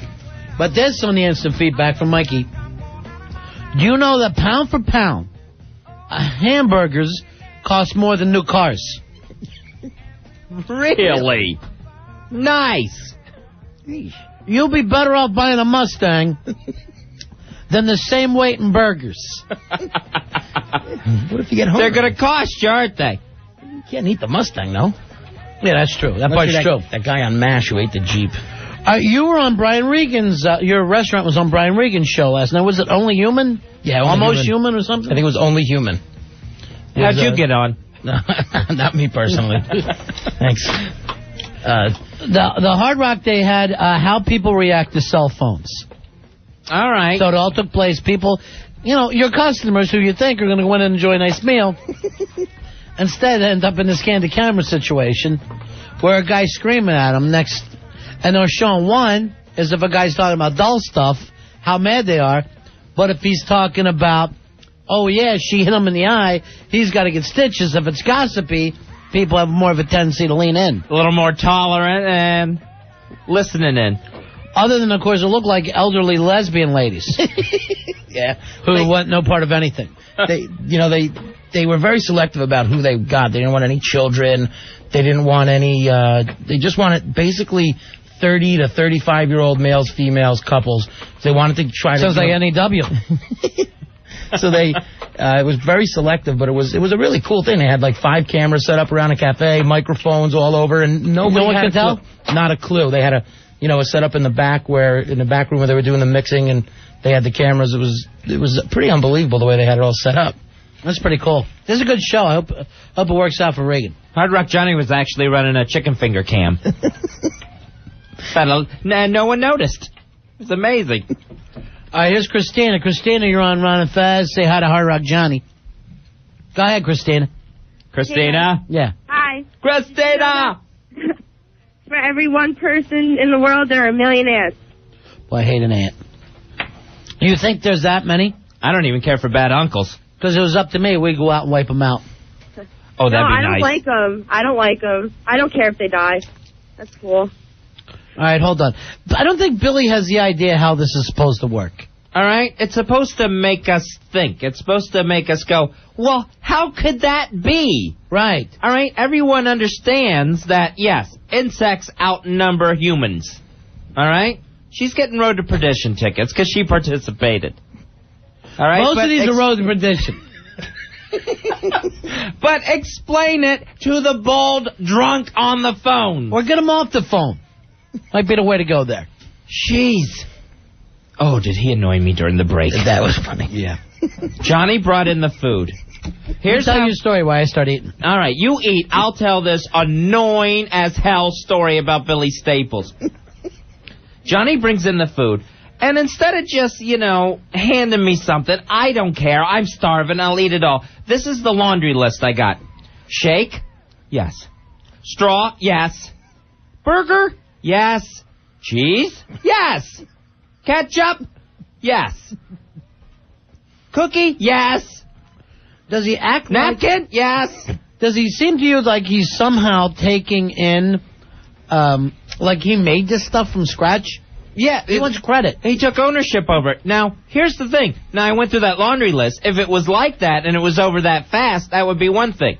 But it's a big, sweaty news update in the door. Burger? Boom, boom, boom, back out the door. Back in. Cheese? Boom, boom, boom. Ketchup? I got 8 sweaty news updates on my meal. And in the meantime, I can't do anything else during the commercial break because I'm answering one question at an effing time. Why not just bring the guy in his food? And bring everything, and I'll select from there. It's not that big a deal that I have to be questioned on every item. It's just a fry? cheeseburger. Yes. Yeah, it's another fry? Yes. Another fry? Yes. Retard? Yes. All we know now is that Billy can't be executed legally in the United States. That's all we know. Can we hold him for some time? Hey, Asia. Hey, Ron. Hey, Fez. Hey, Asia. Fezzy says hey. Hey, Asia. He also says hey to your sisters. Hey, Karima. Hey, Hakima. Hey, Fezzy. Okay, I have one for you guys. Yeah. All right. Mosquito repellents, they don't actually repel. They hide you. They do what? The mosquito repellents, when you spray on mosquito repellent, right. It doesn't actually repel the mosquito. It actually hides you. The spray blocks the mosquito sensor so that they don't even know you're there. We've been taken off the mosquito radar. Yeah, you're totally off the radar, so they don't see you at all. So we've spraying ourselves invisible to mosquitoes? Yeah. How do they find us in the first place? Our smell or what? Why don't you do this next time? When you spray yourself, as you just say, it's time to put on my cloaking device. So it's very science fiction. If it worked on Billy, I'd pour it all over myself right now, so he couldn't see me. That is interesting, Asia. That's a good one, Asia. You're going to the big-ass prize closet. Thank you. And not just for movie tickets. All right? Take care of Asia. John, you're on Ron and Fez. Hey, John. Hey, guys. Yeah, buddy. Did you guys know that out of all the species of animals on this earth, only dolphins and humans have sex for pleasure? With each other? Well, sometimes. Oh. Dolphins and humans. Dogs don't hump for fun? Nope. Just dolphins and humans. Only hump when they're in heat? Yep. Now, all right, here's the thing. The woman is in heat, right? Right. Why does the guy want to do it? I guess it's just nature, as Darwin said, survival of the fittest. What the hell does that mean? That's no answer. Darlene said that? Darwin. Oh. But you can't say it's just nature and feel like we should stop there. I don't know. If you see a dog, humping a pillow or something, or someone's leg, it seems like that is for pleasure. Well, he might be bored and do it out of boredom, but not for pleasure. Well, he's not doing it to procreate. Maybe. How do you know what he's thinking? All right, Billy, come in and prove He would your have point. to be having sex with another dog if it's to reproduce. What are you trying to say, Billy? I have the answer to this. It's just because of instinct. Humans don't have any natural instincts. Animals do. Of course we do. No, we don't. You're breathing, you idiot. No, we don't have instincts like for sex, or it's like just to take care of our young like animals do. They know to do things instinctively. You're saying you've never heard of maternal instincts, paternal instincts? You never just woke up with wood and said, I got to bang this out? That's instinct. That's why he hasn't seen his daughter in 20 years. I heard. No instincts. I don't have maternal instincts. Paternal. Like an animal. No, the difference between humans, they say that humans don't have any natural instincts like animals do. Of course we do. Who says this? I learned it in school. No, you didn't. You're making that up. I hate it when people say they say. I know, I can't stand that. Because there's nothing there. You don't see a baby start to crawl on its own without you teaching it, without you helping? Well, that's a good point. A baby doesn't start sucking on a teat for nourishment? Well, that's also a good point. That's it's all related to the baby, yeah. Well, all right, that's a human, you idiot. You hold a baby that breastfeeds, and they're going to start looking for food on you. Yeah, right? But we're different from animals in that respect, in raising them. In what respect? In raising, I mean, like mother bears and stuff just know what to do. I mean, they don't have the thought process like humans do. You don't have a thought process. Get out. Aren't you supposed to be bringing me a napkin one tiny piece at a time? My instinct is to fire that son of a bitch. This long weekend can't come soon enough. I know. Hosp, you're on Ron and Fez. Hey, Hosp. Hey, guys. But viewed from space, the brightest man-made place on Earth is Las Vegas. Well, I'm sure that's true. Oh. It's not. Why wouldn't it be? Okay. Why wouldn't it be? Can you think of anything brighter? Well, New York, possibly. Have you ever been to Vegas? Oh, yeah. And you think New York is brighter than Vegas? Hey, it was a useless fact I had. I figured I'd give it a shot. Sorry, guys. All right, hold on. We're going to give you Road to Perdition. Road to Perdition, of course, that's from DreamWorks, starring Tom Hanks and Paul Newman. The special preview screening is going to be Monday, July 8th, and then it opens nationwide July 12th. Hey, Rob, you're on Ron and Fez. Hey, Rob. Yo, what's up, guys? Yeah. All right, my fact is that 1 out of every 3 Americans never leave the state that they live in. You mean to relocate or just to visit? Just to relocate. They don't move out of their state, but do they travel out of it? Well, yeah, they travel, but they don't move. That's stupid. They travel, but don't move while you're doing it. No, they don't move to another state, I mean. Like, why would they? Most people stay in the house. Yeah, that's true.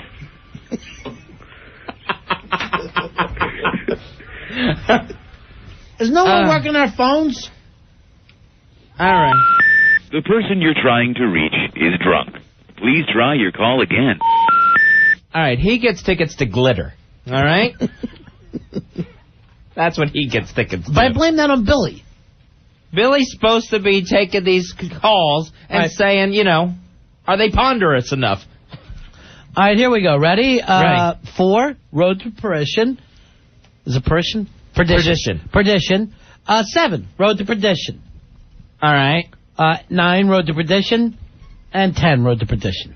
Okay. All right, so go ahead and take care of them now.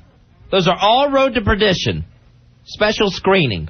Billy, you ought to go with them and sit through it. And I'll tell you why, Billy, if you're listening, because none of those are going to make us think, how can that be? Those that Ronnie pointed out all make perfect sense. Phil, you're on Ron and Fez. Hey, Phil. Hey, guys, how you doing today? We're good. But all right, guys, have you ever heard the term raining cats and dogs? Mm-hmm. Sure. Once I stepped in a poodle. Any idea where that comes from, the origination of that term? I think it's from England, right? Possibly, yeah. And was it because the animals used to walk on their cottages? Exactly, and when it used to rain, it would got jump slippery. off. Well, right, it got slippery and they actually fell off. I'd love to see that. All right, But that's I got a couple others for you. How about threshold, the term threshold? Threshold. Yes. I would you carry the bride across the threshold. Right. But where does the word threshold come from? why don't you give us that one? I don't know. Well, basically, people used to have dirty, muddy floors. They just had dirt floors. So they used to take thresh, which is like, I guess, straw or reed, and put it in front of the doorways. But when the doors used to open, it would blow out. So they put a little mound of brick or dirt or something to hold the thresh in. And it became a threshold. All right, the floor was getting dirty, so they put the straw down. But Right, the straw would blow away, so they put dirt on top of that. Well, they put something to hold it back rather than on top of it. But I'm on edge tonight, Phil. I'm sorry. Billy's driving me nuts. Phil, enjoy the road to perdition. What do you got for us, Frank? What misinformation? I have something a little different. It's along the same things. I think the guy was a little confused. It's pretty much a piece of wood or stone placed beneath a door, pretty much to block the wind so it wouldn't, blow through. It was just a piece of stone that blocked the door to seal the door in. All right, to hold the thresh. Right. Thank you. All right, that's not all that interesting to me. I got to tell you the truth. Not one bit. John, you're on Run of Fez. Buddy. Hey, Go ahead, buddy. John. Hey, good buddy. How about this? You're never actually motionless. Even when you're sitting perfectly still or sleeping, you think you're motionless, but you never really are. Because you're breathing? No, because the planet's rotating, and it's orbiting. You know what? You're not even going to the movie. How's What? that? Wow, that's the first one that got aced out of Road to Perdition. That's rough.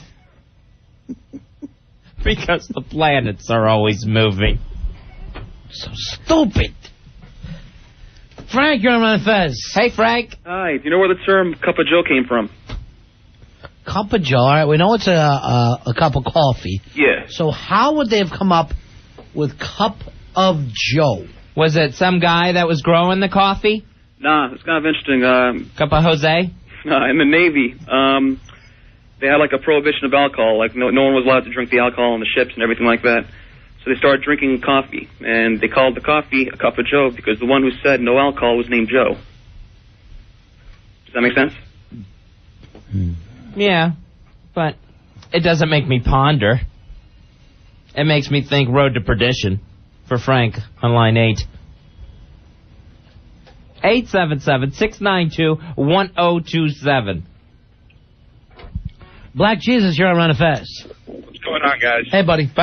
This one is going to blow your mind. All right.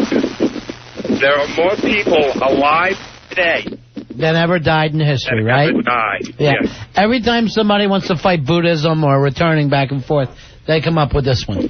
No. It's no excuse. It's just a mathematical fact. Right, but it's not that shocking.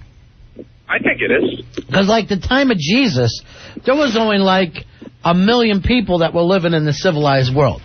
So, really, that's not that big. That the fact that he was popular, that's like being popular in Cincinnati. It's like being a Cincinnati weatherman. Big fish in a little pond, really. Yes, Jesus was a big fish in a little pond. And the fact that he only drew 13 people, that was still decent figures for those days. Yeah.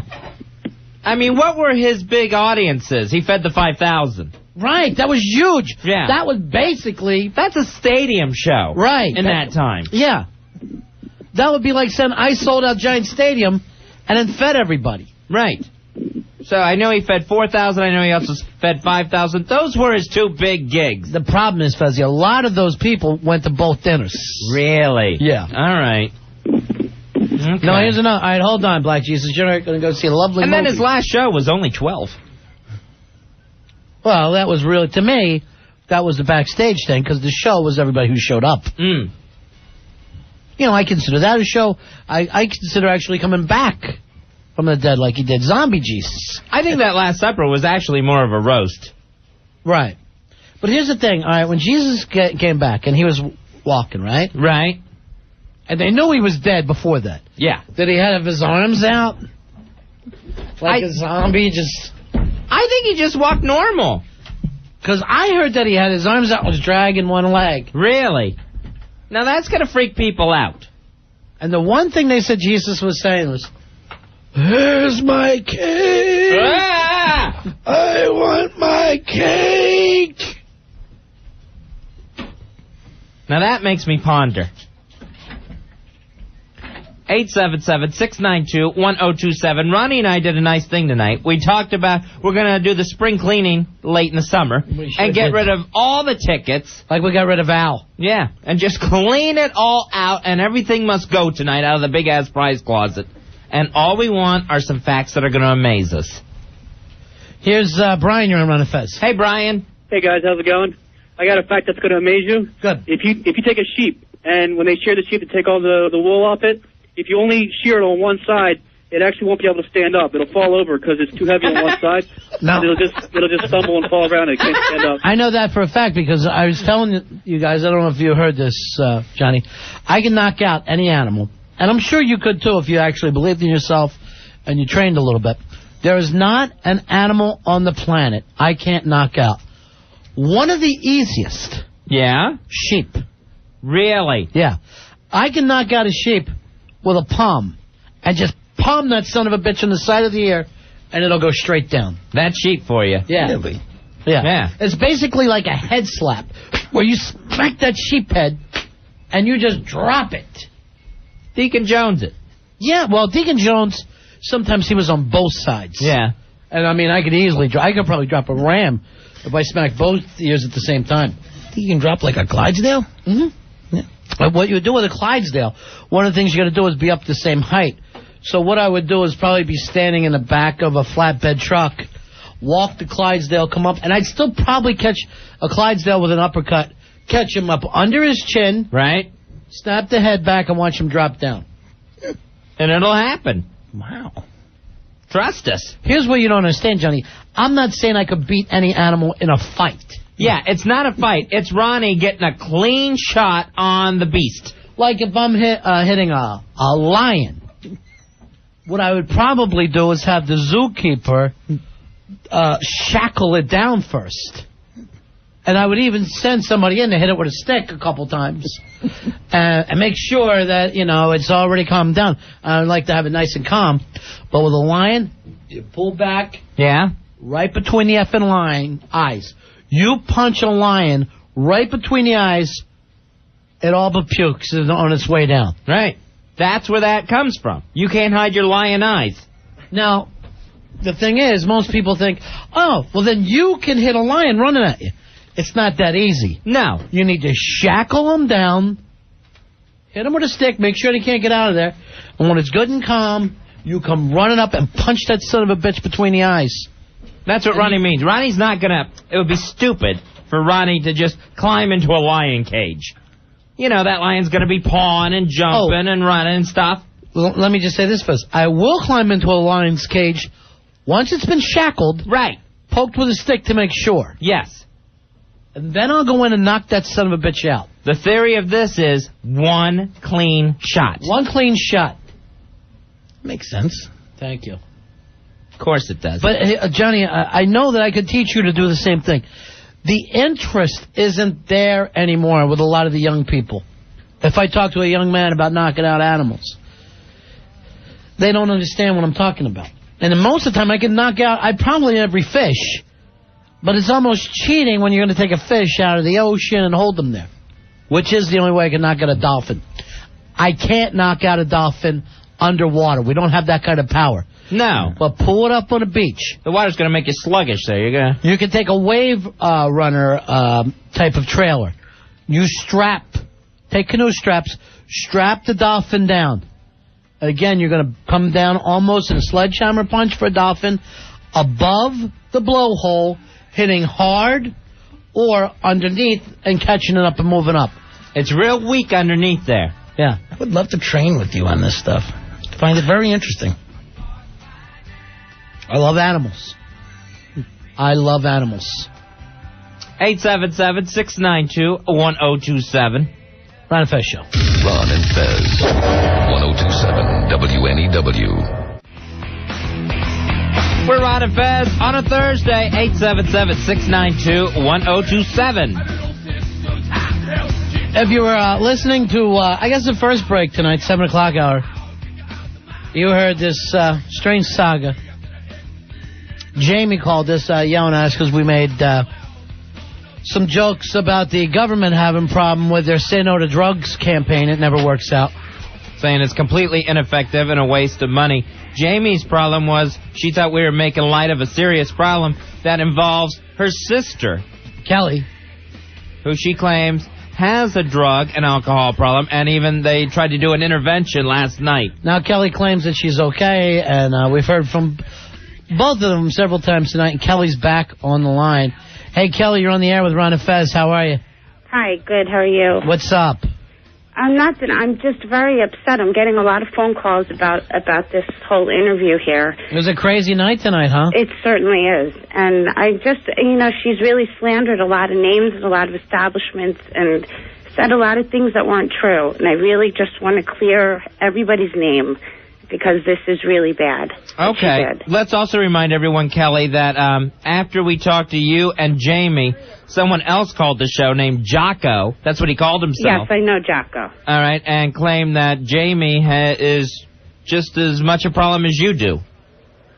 I'm not saying that I have a problem. I mean, everything's under control in my life. I'm just saying that she's slandered a lot of people, and I want to clear the restaurant's name. Go ahead, do whatever you like. Carl's Restaurant is nothing what she said it was. It's a nice place. They have good food there. And I would... You got to turn your radio down, okay? And I would recommend anyone to go there. All right, you got to turn the radio down because we're getting feedback, okay, Kelly? Okay. All right. Make sure you do that. She's all confused here. She's got herself upset, but of course it was I'm very, very upset right now. I understand. And when, Now, have you talked to Jocko? I've been trying to get a hold of him now. Is he a nice man? Yes, he's a very nice man.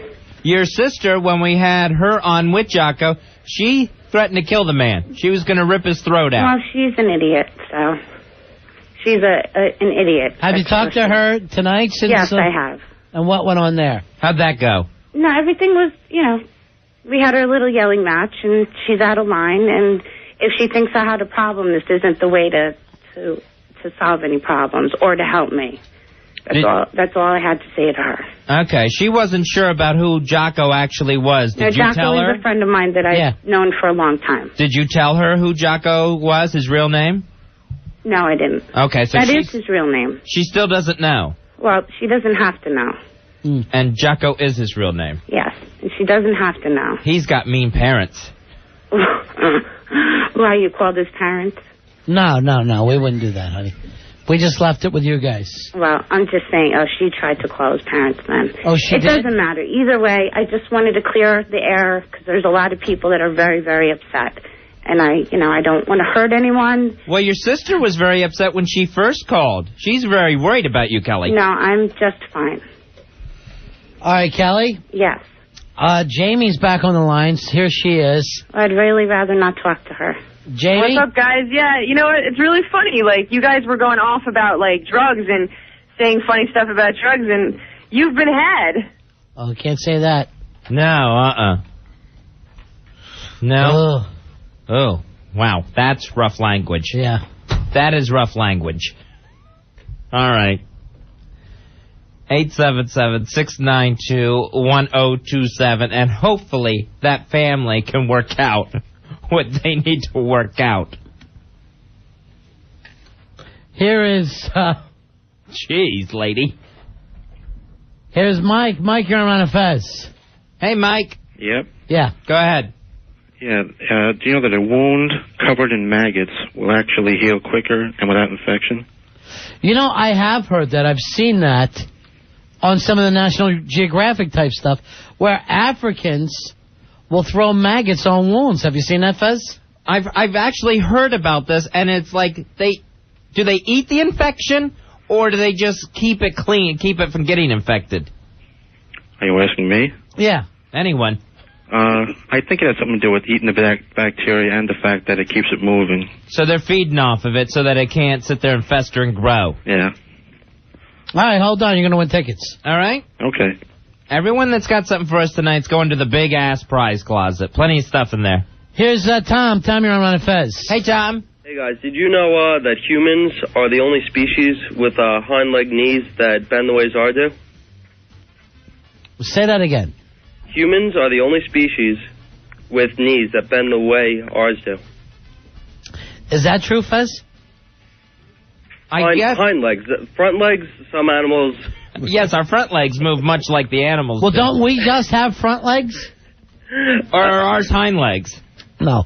Front legs, definitely. Hind legs would be pendant in a would different... make us a centaur. Yes. I mean, what would you rather have, a body in front of you? Would you just like to have a huge thing in front of you? Or dragging along something behind you? You wouldn't want your head in the back, Fez. No, never. Yeah. I made myself look like an idiot. Can I have tickets, please? Now, what are you trying to say? That we're centaurs? No, I'm trying to say that all animals besides us have knees that bend backwards. All right. Are horses' knees bend backwards? Yep. No, they don't. Horses don't. They gallop. What about a dog? Backwards. You're saying every animal except the human is like a flamingo? Yes, sir. Then why do we make such a big deal out of the flamingo? I don't know. I don't know, he says. This is his way of dealing. Come on, I saw it in a book. A horse's legs knees don't bend backwards. They'd end up, at the end of the race, they'd be back in the gate. Go look at a horse. I'm telling you, their legs kick out. No, you always see them. Out. You see them coming in towards you. Come on. All right, you're going to get something really cheap. All right? All right. God, kids screaming in the background. They're getting their knees bent the wrong way. That's what's going on. He's doing experiments on those kids' knees. I don't understand that one at all. That can't be true. No, it's not true. Hey, Carly, you're on Ron Fez. Hey, Carly. Yeah, I got a totally useless fact for you. Go ahead. A pig's big O lasts 30 minutes. You find that out last night? Well, I can't tell you how I found it out. Seriously, now how would you know that? Is that your personal best or what? No, Now, by pig, you mean fat girl? I read it somewhere. Somewhere where? You know, one of those useless facts emails that all these people that are calling in are reading off of. But how do we know that a big O, other than you got it off some email? Well, I don't have a pet pig, but, you know. I guess it depends on the guy. Well, that's true, too. All right, hold on. Road to perdition. All right. Put her in the big-ass prize closet for the preview screening of Road to Perdition starring Tom Hanks and Paul Newman. That's going to be on July 8th from DreamWorks. Meredith, you're on Ron and Fez. Hey, Meredith. Hi. Yeah. I might be on the road to perdition, I'm not sure, but here's my... That is the cutest thing ever, darling. Here's my interesting fact. Armadillos are always born in triplets, and they're always identical. Really? This is true. There's never a litter of armadillos. No, just they're born in triplets, just and always they're three. Identical. Exactly. Interesting. I have another one. What about their O? How long does that last? It's short. Earwax, human earwax, repels insects. So if you actually clean your ears too well, you will attract bugs. I mean, bugs that's will be what I have, Meredith. You will be able to. Bugs will like your ear. I'm always sticking Q-tips in my ear. Do not. I'm constantly digging in there. The only thing you should be putting in your ear is your elbow. An old wives' tale. Nothing should go in your ear. You shouldn't clean it too much. It's always good to hear from an old wife. All right, what was your first fact? Armadillos are always born in triplets and are always identical. Every armadillo is identical. When the hell I guess, I don't know. All right, no, you get something nice, honey. All right. Because you actually made me laugh with that I might be on the road to perdition joke. There's the winning cowbell. Make sure Meredith goes to the big-ass prize closet for something good. Not that anything else isn't good, but... Hey, Amy. Yeah, Ron and Fez. Amy, what can we do for you tonight? I wanted to tell you that Venus is the only planet that spins on its axis the other way. And that's why they say... Like a horse's legs. No, not like the knees. This is different. But that's why they say men are from Mars and women are from Venus. But they never tell you that gay men are from Uranus. Boy, did that put you on the road to perdition. I'm sorry. You're on the road, honey. That's Amy on line 10. Take care of her. 877-692-1027. Never laugh at your own jokes. Never laugh at your own jokes. Just leave them out there. Especially if the punchline is Uranus. That shouldn't happen. Ronnie and I opening up the big-ass prize closet tonight. Everything must go. All we're looking is for some fact that we can ponder, something that's going to amaze us, something that's going to make us stop and think, could that possibly be true? How could that be? Anthony, you're on Ron and Fez. Hey, Anthony. What's up, Ron and Fez? Yeah. Buddy? I got two. I have one, but I want to challenge the going number 1 and number 2 at the same time. Yeah, all right. That's possible. Yeah, I think it's possible, too. I'm sure I've done it. Then my second one, the one that I called for, was that in proportion, the spider's web is the most powerful material known to man. Like, if you were to take a... Pound for pound, Ronnie. Then why can I kick a hole in it? Well, if you had a piece of steel, the diameter of spider web... The spider's web is more powerful. I thought a diamond was. I'll take a piece of steel and whack it right through the spider web. But I'm saying in proportion. If you had a spider web, the diameter of the steel used to construct, let's say, the Empire State Building. I think that I could take a piece of steel, weighs the same as the spider web, and rip the spider web apart with it.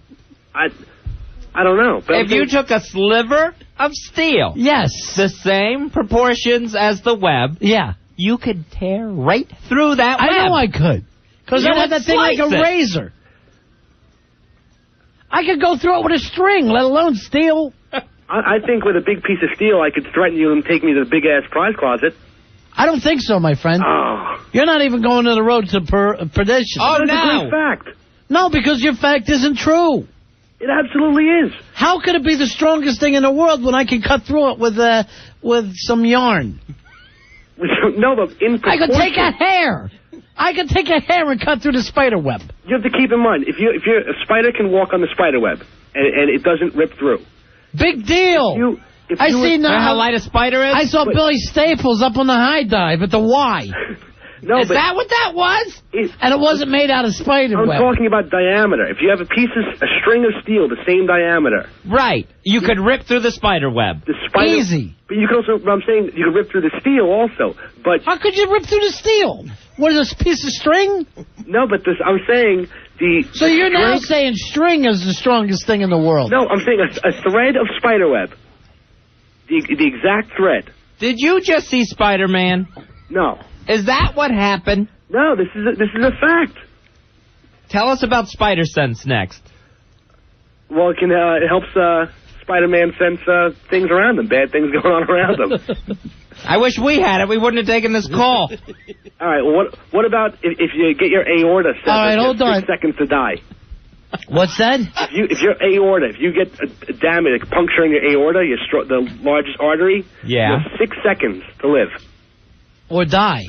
Or die. So what about those kung fu guys that can pull your heart out of your chest and show it to you while it's still beating? That's got to take longer than 6 seconds. They're Japanese. Oh, you mean the guy from Indiana Jones? What's his name? Molaram. Yeah, Harrison Ford. Sugaram. All right, I got another Spider-Man. All right. Fact for you. Yeah. Right. Spider-Man himself is a king of New England and a prince of Maine. Because I saw that. And he had a bad heart. Sure he did. And everything worked out for him.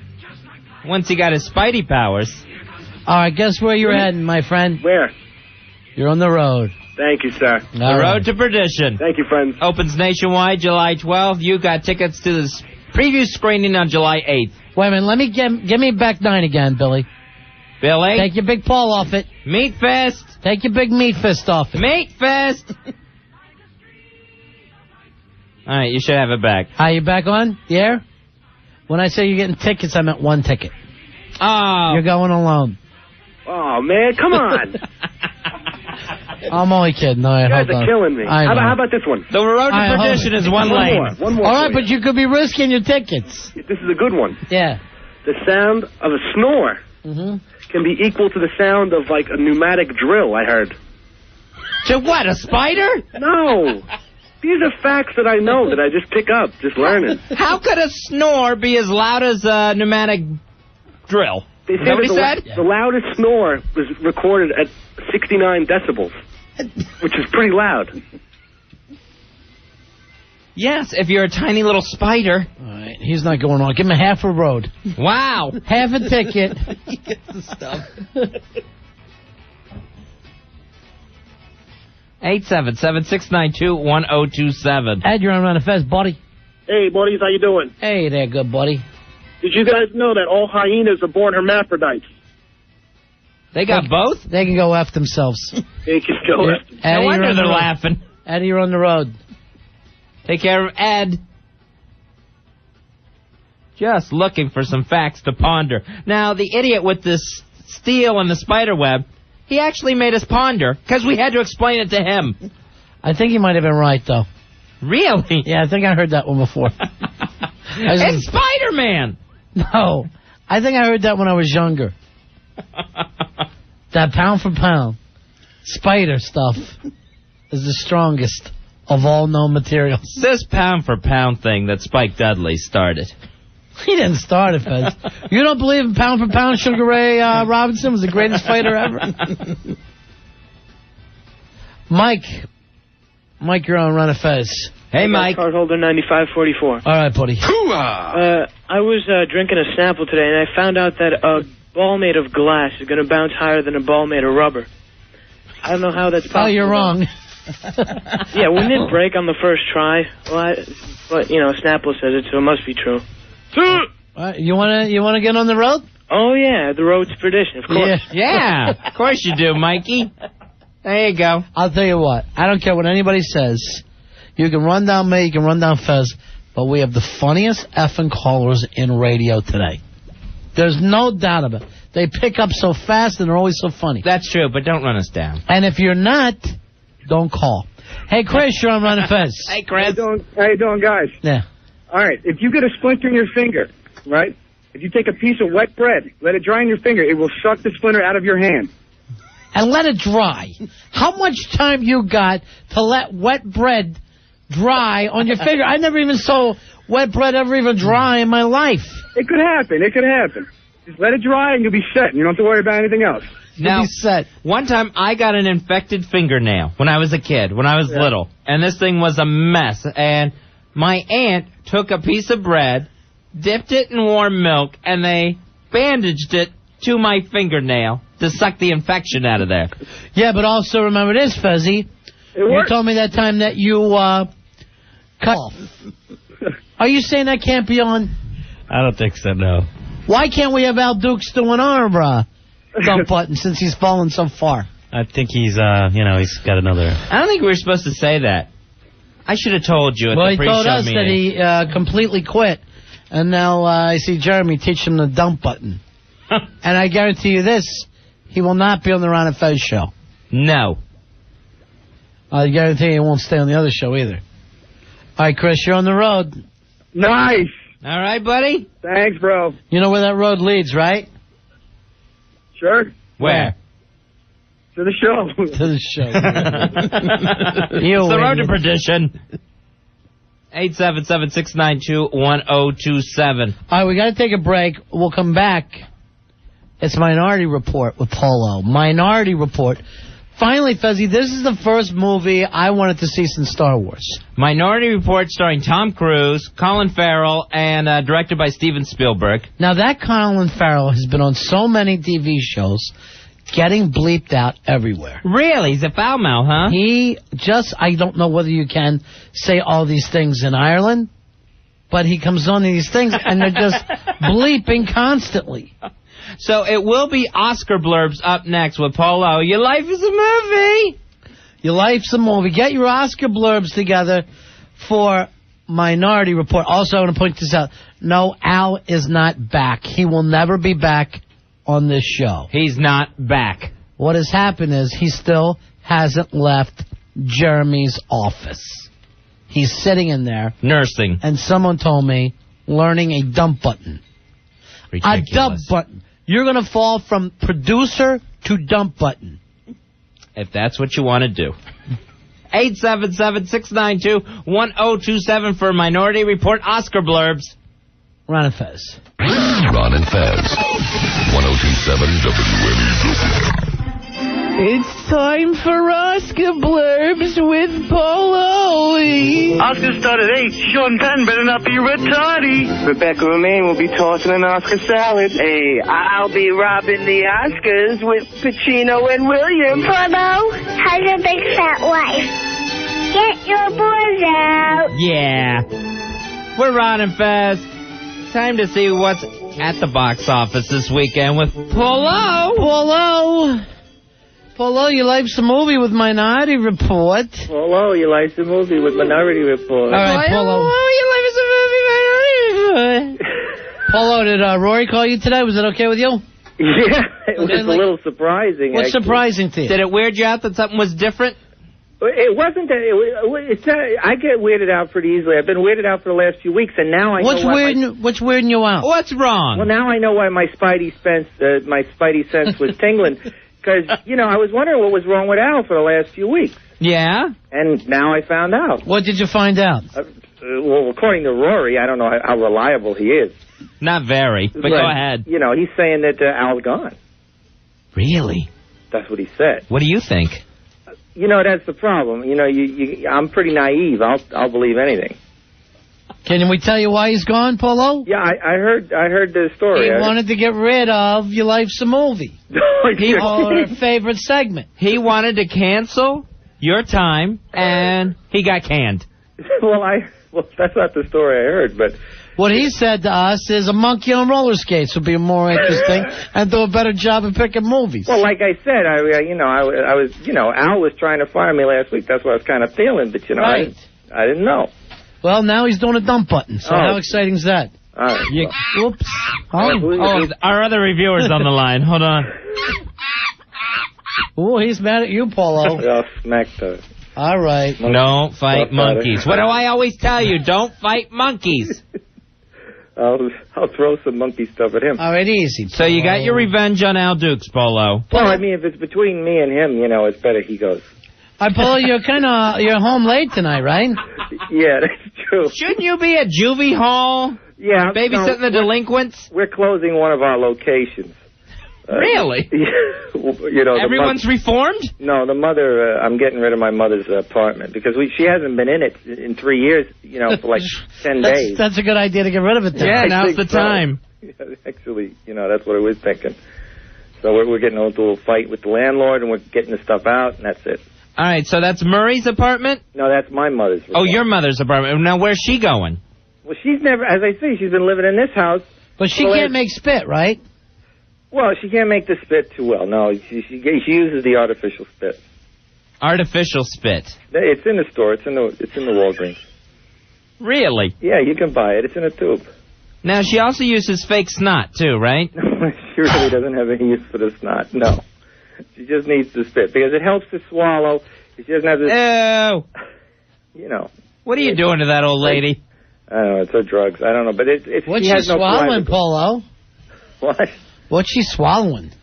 No, it's a tube of spit that you can buy at the drug. All right, Polo, what's this got to do with Minority Report? Nothing. There's tubes of spit in the future? No. It's two of the biggest names in the business. Steven Spielberg. Who? Tom Cruise. Steven Spielberg. Never heard of him. I heard of Cruise, but Penelope. Between they made $10 billion. What am I saying? No, you said $10 million. I meant $10 billion. They made a lot of money. Big names, but they're coming off of two bummer movies. What are their two bombs? Well, it's not that they're bombs, but Vanilla Sky made over $100 million. No, it didn't. It was like 90. No, it made over 100. Not in the theaters. Yes, in the theaters. No, it did not scratch 100. We might have to check with Box Office Guru and make an ass out of you, Polo. Go ahead. He can make a monkey out of himself. I'm telling you. You honestly think that you're debating against a monkey again? One more time. I know it was 98 million, and they said it was going to go over 100. I remember that report. It was in the low 90s, but that's immaterial. The movie. That's the weather in Florida. It was a stinker. It was incomprehensible. How could something make $100 million and be a stinker? I'll give it two words: Tom Cruise. He was scratching on the That kid is box office gold. No matter what he's in, people show up. I know. He could do a monkey thing on a Again with the monkey. Okay. V, Hawk. V for vanilla. AI also was not well received by audiences. Now, how did you feel? I felt it was the best movie. Because I remember your review. Hey, I loved it. No joke. It was, in my opinion, it was the best movie of last year by far. One of the best movies of all time. One of the best movies Spielberg ever did. It was a brilliant Can I tell you something? I turned off the DVD. I understand. The monkey turned off the DVD, ran over to it, and bit it. You had stop with the monkeys. You had to be willing to unravel it. Because if you just took it on the surface, you could take it on many surfaces. But it was a brilliant movie. Now we have Minority Report. All right, finally, the movie that's actually coming out. Okay. 9 minutes into this, Paulo. I understand. God, you Steven suck. Spielberg is Back to the Future now, of course. You know, AI was the future. Now we're back to... Back to the Future? What are you saying? Is Back to the Future 4? No. And wasn't that Zemeckis? Yeah, but he produced. Oh, okay. Steven Spielberg produced, Robert Zemeckis directed. Absolutely. And this takes place in 2054. And it also stars, besides Tom Cruise, it stars the great Max von Sydow. I thought it was Cedro. Has a wonderful... I thought it was Cipro. Has a terrific career since 1956, and many, many Oscar-nominated films. Never once got a nomination. And I believe And he's been alive for 200 years. Have you talked about the movie yet? Okay. Because I heard 1956 come up. And then Back to the Future, and I thought that was the night of the Under the Sea dance. Great, you know. I mean, you got Samantha Morton in here. Paulo, you haven't even seen the movie. I have seen I the know, movie. you're just running down the credits. I got from the IMDb. All right, Jonathan saw the movie. Jonathan, what did you think of Minority Report? Butters? Hey, buddy. How you doing? 10-8-22. Hooah! Dude, the report is out. Minority is destined for Oscar gold. Get. All right, hold on. You're going to win something, okay? Oh, no. Oh, that's good. Yeah, that's good. That's good blurbs. Go to the big-ass prize closet. That's good blurbs, Paulo. Yes, I understand. Great movie. This is a great... I mean, this is a big action movie, but it's also a very dark, disturbing, an adult movie. It gets dark because they need to turn the lights down so everybody can see the movie. There is nighttime in the future, right? Sure there is. The actual screen is muted. I mean, the colors are very muted, and it's a dark story. I mean... Look at your wife's skin. Tom Cruise is a detective, a pre-crime detective who can predict when someone's going to murder. Sean, did you see this movie? Yes, I did. And Minority, report to the States for your Oscar.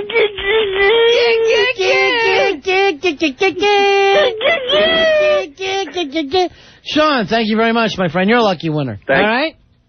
All right, everybody's winning but you, Paulo. Why is that? It'd be nice if I won.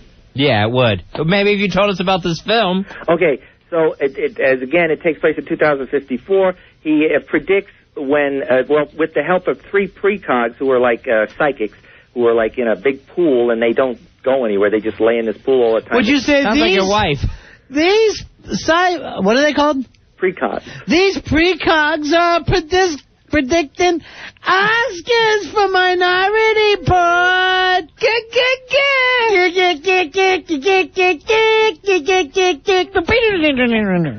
Is that what you're saying, Paulo? Yeah, former Oscar nominee Samantha Quit Morton. precogging all the Oscars, Minority Report. Yes, former Oscar. Precock post Oscar. So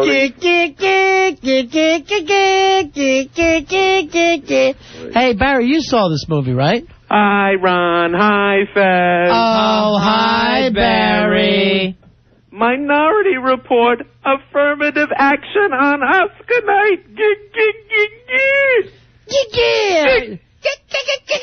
Hold on, Barry. You're a lucky winner. Ronnie, for Polo, we have a spy report update, Ronnie. All right, here we go. Spy report. Polo, are you ready for this? Okay. The total gross for Vanilla Sky. Sorry. Spy report. Spy report. Tom Cruise. Yes.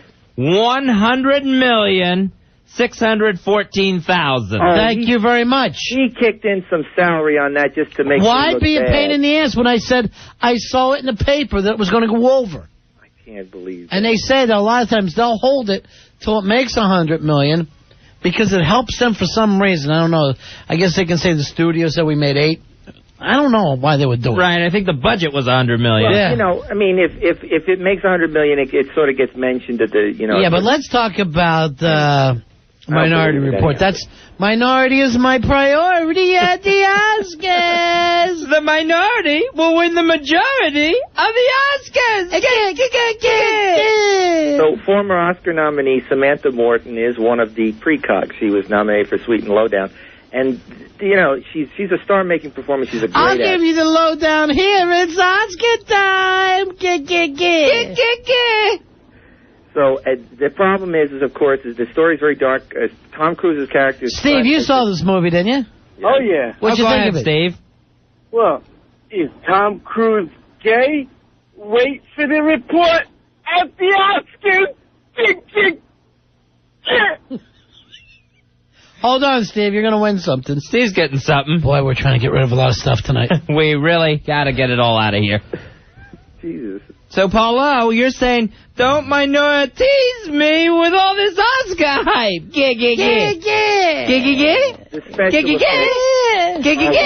No question about it. What is the big hook that they sell? What is the big poster line? Everybody runs to Oscar. They do a lot of creepy... Who's they?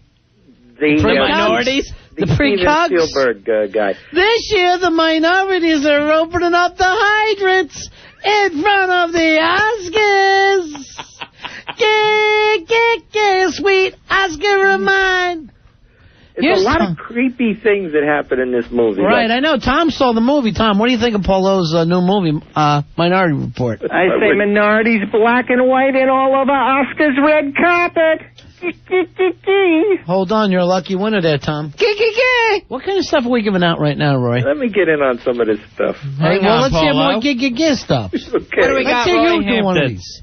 I'm sorry. I just can't. Just give me one anyhow. We still have the CD copy of a debut album by the Violent Femmes, courtesy of Rhino Entertainment. That's good, my friend. All right, that's the 2 CD set. Contains the original album and 22 previously unreleased demos and live cuts. I want that. We still have gift certificates to Fitness Lifestyle, located in Oakhurst and Asbury Park, New Jersey. That's where Springsteen. Yes. You go to Fitness Lifestyles. FitnessLifestyles.com for more info and directions. All right, and don't we also have tickets to the Mind Freak? Yes, we do. Saving the best for last. All right, Chris then do Angel. it. Chris better Angel's than the other ones? Pair of tickets to see illusionist Chris Angel's Mind Freak at the New World Underground Theater at the WWE New York in Times Square. For tickets, call Ticketmaster at 212-307-4100 or go to chrisangel.com. All right. And Paulo? Yes, sir. You're getting none of it. That magician guy sounds good. Yeah, he's amazing. My niece and nephew went to see him. They couldn't believe it. So anyway, Minority Report, a lot of creepy things. So it's not for the kids. I mean, you know, to be honest with you, maybe this is the first film I could really say. Doug, you're on with Ron and Fez. Paulo saw this movie, Minority Report, and he says it's Oscar bound. What do you think? Big ass card holder 986 here. Hoo-hoo-hoo-ah! Tom's gonna be a cruise missile to the Oscars. Hold on, Doug. Nice work, Doug. That's what you're saying? Cruise missile to the Oscars? Is that your blurb, Paulo? He gets the prize, and you really don't think this is for little kids? Honestly, it starts out with a brutal murder by Ari Gross. You know, you might remember him. You know, from the Ellen Show. Yes, exactly. You know. Give me a gross of Oscars. Well, the precog. They're gonna airy out these Oscars for gross.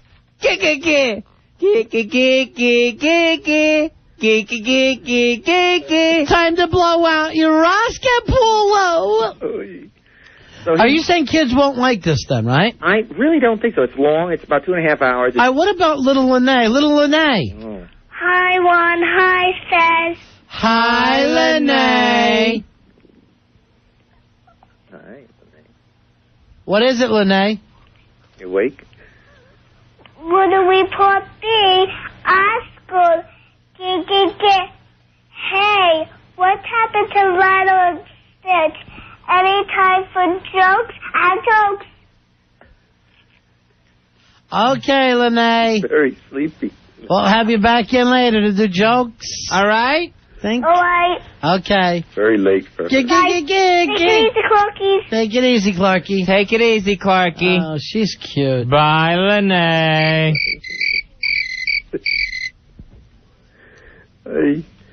So, yeah, there's a lot of creepy things in the movie. So you're saying we need more housing for minorities?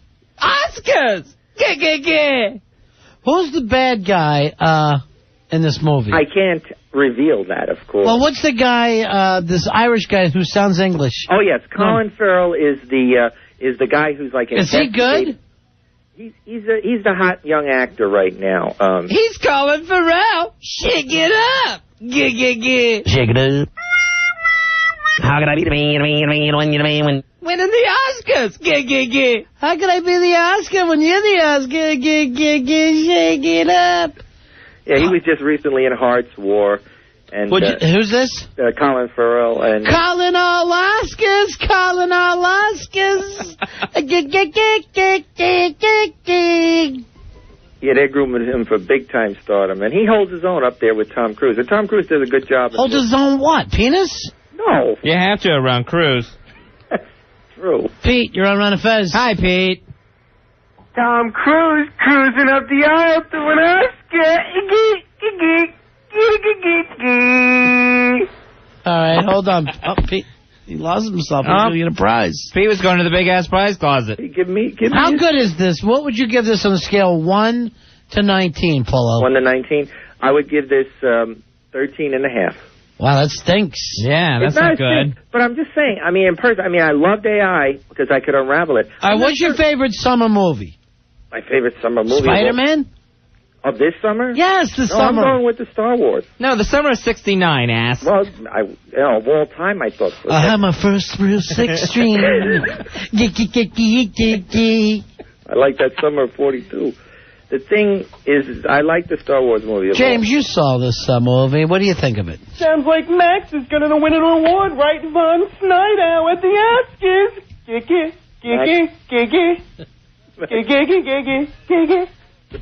Hold on, James. You're a lucky winner. You see what they're saying, Polo, now? Polo, you get it?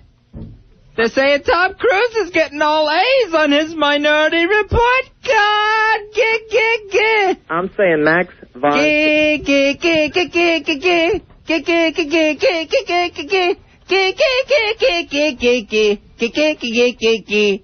saying Max von Sydow. Who? Max von Sydow. Is he in this movie? He's in the movie. He has... he won all the Oscars. I'm saying... He's been in the business since '56, and he hasn't been nominated for one stinking Oscar. Hey, can I tell you something? Chuck Berry's been around since '56, and girls are dropping mud on his chest. Well... And you don't even bring that up, Paulo. No, I didn't. And you say you're a reviewer. I was thinking about bringing it up. Scott, you're on with Paulo and Ron and Fez. Hey, Scott. How's it going? Cardholder 4767. I'm going to take a shot at the obvious here and say, it's not going to be the first time a minority wins the Oscar. Minorities win the Oscars 2 years in a row. Here's, Scott's a lucky winner, and I bet Mark will be, too. Mark, you're on with Polo. Hey, guys, 297. All right, buddy. Denzel and Hallie move over. There's a new minority for Oscar. All these people are better than you, Polo. Mark, you're a lucky winner. Every one of them is better than you. They've seen the film. I've seen it twice. I thought you didn't like it. No, I didn't say I didn't like it. 13 and a half out of 19 is okay. It's when you have so many movies to see, why do you see something twice? Because I have a lot of movies to see, but I still have extra time left over. It's because you get them free, don't you? Yeah. You're sneaking your fat ass in. Yeah. That's the reason. You're hiding under your wife's big skirt. No, I mean, this is a big movie. I mean, there's some incredible... There's no room under there for that. I mean, you have not even under her meat flaps. You have the visions of the future with the cars that go from your terrace directly to the road. You never have to leave. You walk literally out from your door right into this vehicle that goes on the roads. It's amazing. Sounds awful. Hang on, let's check in with our other reviewer here. Obviously, he gives a more about you than anybody else in humanity. Why are you cursing on the radio? What are you talking about? You can go to... Why are you cursing on the radio? All right, just put her on hold, Ronnie. You just scared the living... Yeah, you think that was the wife? You thought she got on the line? I thought you scared the living crap. Where is she right now? She's over at the place. What place? Bar? Fat City? What? What's she doing? She's packing some stuff up. Well, what? Her big ass? No. You're letting her pack your mother's apartment up? Yeah. She is robbing her blind. She's swallowing pill bottles whole. That's true. Shut that door. But I mean, it's a I mean, I got to tell you one thing that Spielberg did here was really clever. He got Kim, did you see this movie, Minority Report? Yes, and it seems the minorities are taking over the world at the Oscars. Anything? Hold on, Kim. You're going to win something nice. These are getting worse.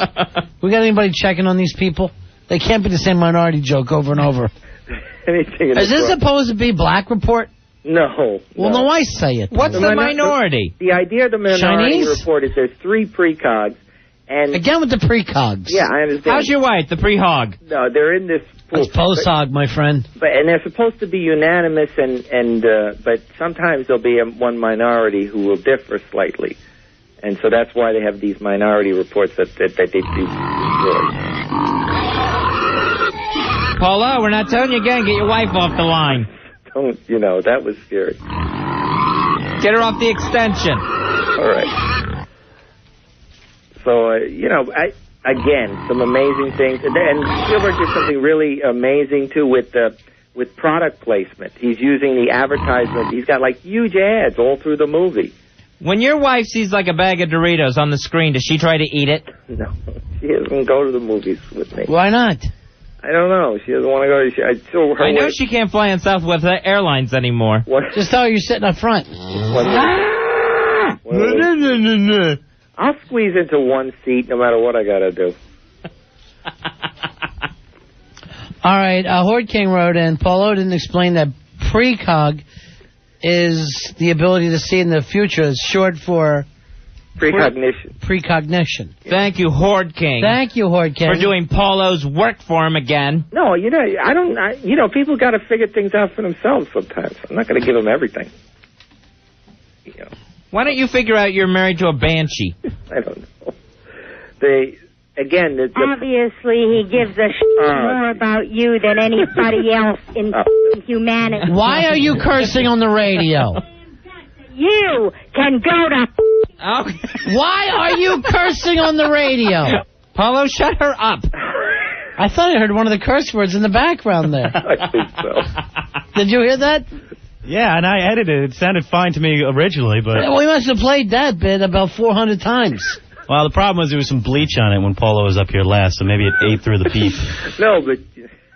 All right, you know what? You're not the only person that knows movies. Okay. Let's talk to Foulmouth Elmo. Hi there, fellas.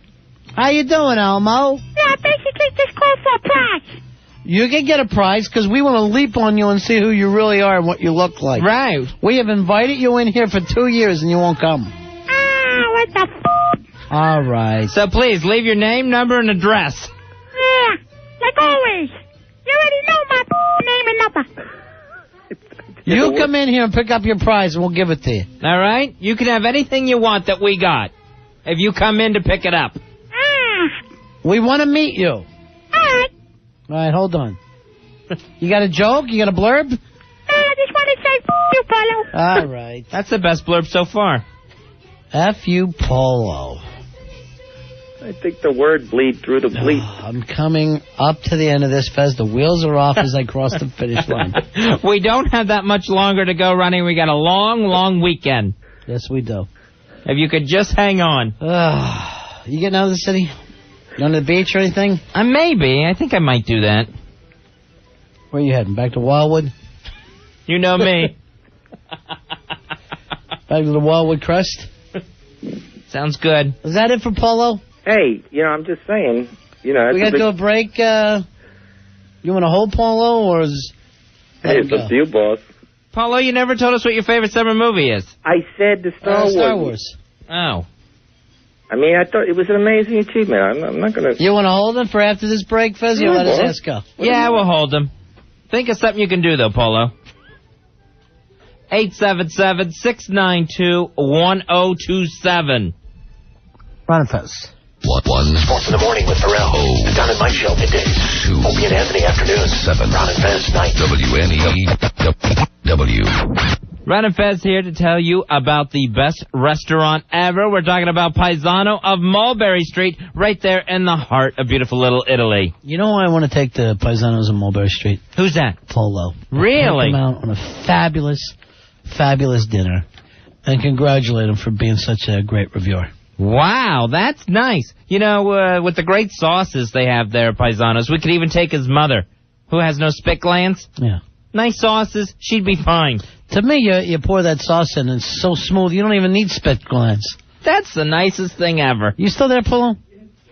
Polo, you there? My mother only eats sauces. She loves sauces. Is that right? Yes. She'd love Paisanos. You like Little Italy, right, Polo? Oh, I love it. Well, you know, the best place for me and Little Italy is Paisano, because that's that classic candle-lit restaurant. Perfect place to take a date like you, Polo. Me and you'll head down there. We have some sauces, me, you, and your mom, and then the three of us start to make out. All right. How's that sound, big man? Well, you can let me have some ravioli. Ronnie needs this weekend, people. So tired. Right now, every pasta on the menu is only $7.85 with your choice of incredible lunch specials and a free glass of wine with your dinner, Polo, when you mention Ron and Fez. Why don't you mention us, Polo? I would like a free glass of wine, please. Why should you get wine? Why would you get a free glass of wine? Because I'm going to mention Ron. All right, Polo, excuse me, your mom and I would like to make out in Italian. Paisano of Mulberry Street. I would like some sauce, please. Stop it, Polo. In the heart of Little Italy, 136 Mulberry, that's between Grand and Hester. Yeah, you can find it anywhere. Now, what I like to do down there, yeah, I go with the apps. Oh, that's good I stuff. go that hot appetizer, I grab a cold appetizer, some of the fried ravioli. So good. And the eggplant parmesan. And Paisanos is open weekends till 2 a.m. Give Joey Paisano a call. He's a buddy of ours. 965-1188. That's 965-1188 for reservations. Polo, can your mom stay out to 2 a.m.? Oh, no, she generally does. But, you know, if we give her some drinks, yeah. She loves the cocktails. Yeah, huh? she does like that. Oh, Good Manhattan. Oh, she put tail on the end of that you now. Tell her. She likes a dark-colored Manhattan. Right, you tell her with that dry mouth of hers, mention Ron and Fez, okay? Okay. Extra ice in her drink. Ron and Fez, want me to have some wine. She scoops the ice out of there. She what? Grabs the ice and throws it out. Says, "Hey, you got too much." You know ice. what? Let's put her teeth in. I don't this. want her throwing cubes around Paisanos. It's a classy joint. Paula, let's put your mom's teeth in and head to Paisanos. What do you say? She generally doesn't bring the teeth. I'll chew the pasta for her and then spit it in her mouth like a baby bird. She just wants the sauce. That's all she wants. Just the sauce? Just the sauce. I get the ravioli. Anything else, I get the rest. As long as she gets the That's nice. She sits there and scrapes off. You get one plate of food and she scrapes the sauce off. She licks the sauce off and then he's eating the rest. You cheap bastard. Go to Paisanos. Yeah. All right. It's every pasta on the menu now $7.85 with your choice of incredible lunch specials, Paulo. You're not going to beat that. I get my own plate. Paisano and Mulberry. Get your own plate for those prices. Finally, you get a big boy's plate. Paisano and Mulberry Street in the heart of Little Italy. Sing it, Mrs. Polo. You'll love Paisano. You'll love Paisano. Hey, it's my kind of restaurant. Ron and Fez. Frequency. 1027 WNEW. Welcome back. We're Ron and Fez. 877-692-1027. Go USA in the morning. It's going to be USA versus Germany in the World Cup. I'm getting up for that game, Fezzy. Breakfast with World Cup. Then, of course, in the middle of the night at 2:30 tonight, England and Brazil. Another great game. Man, I would love to see that game. But how can I stay up and watch that game and then get up in the morning? You'll be up the rest of the night through the end of the USA game at 9 o'clock or whenever that is, when it's done. This World Cup has given me real joy. I have had a great time, and I have gotten up every morning at 7:30 and watched some sort of game. The only people... Well, you know what? We have a couple of people that watch the games and follow. Heckler follows every single game like us. He loves it. He's got football fever. Footballitis. Football. Footballitis, they call it.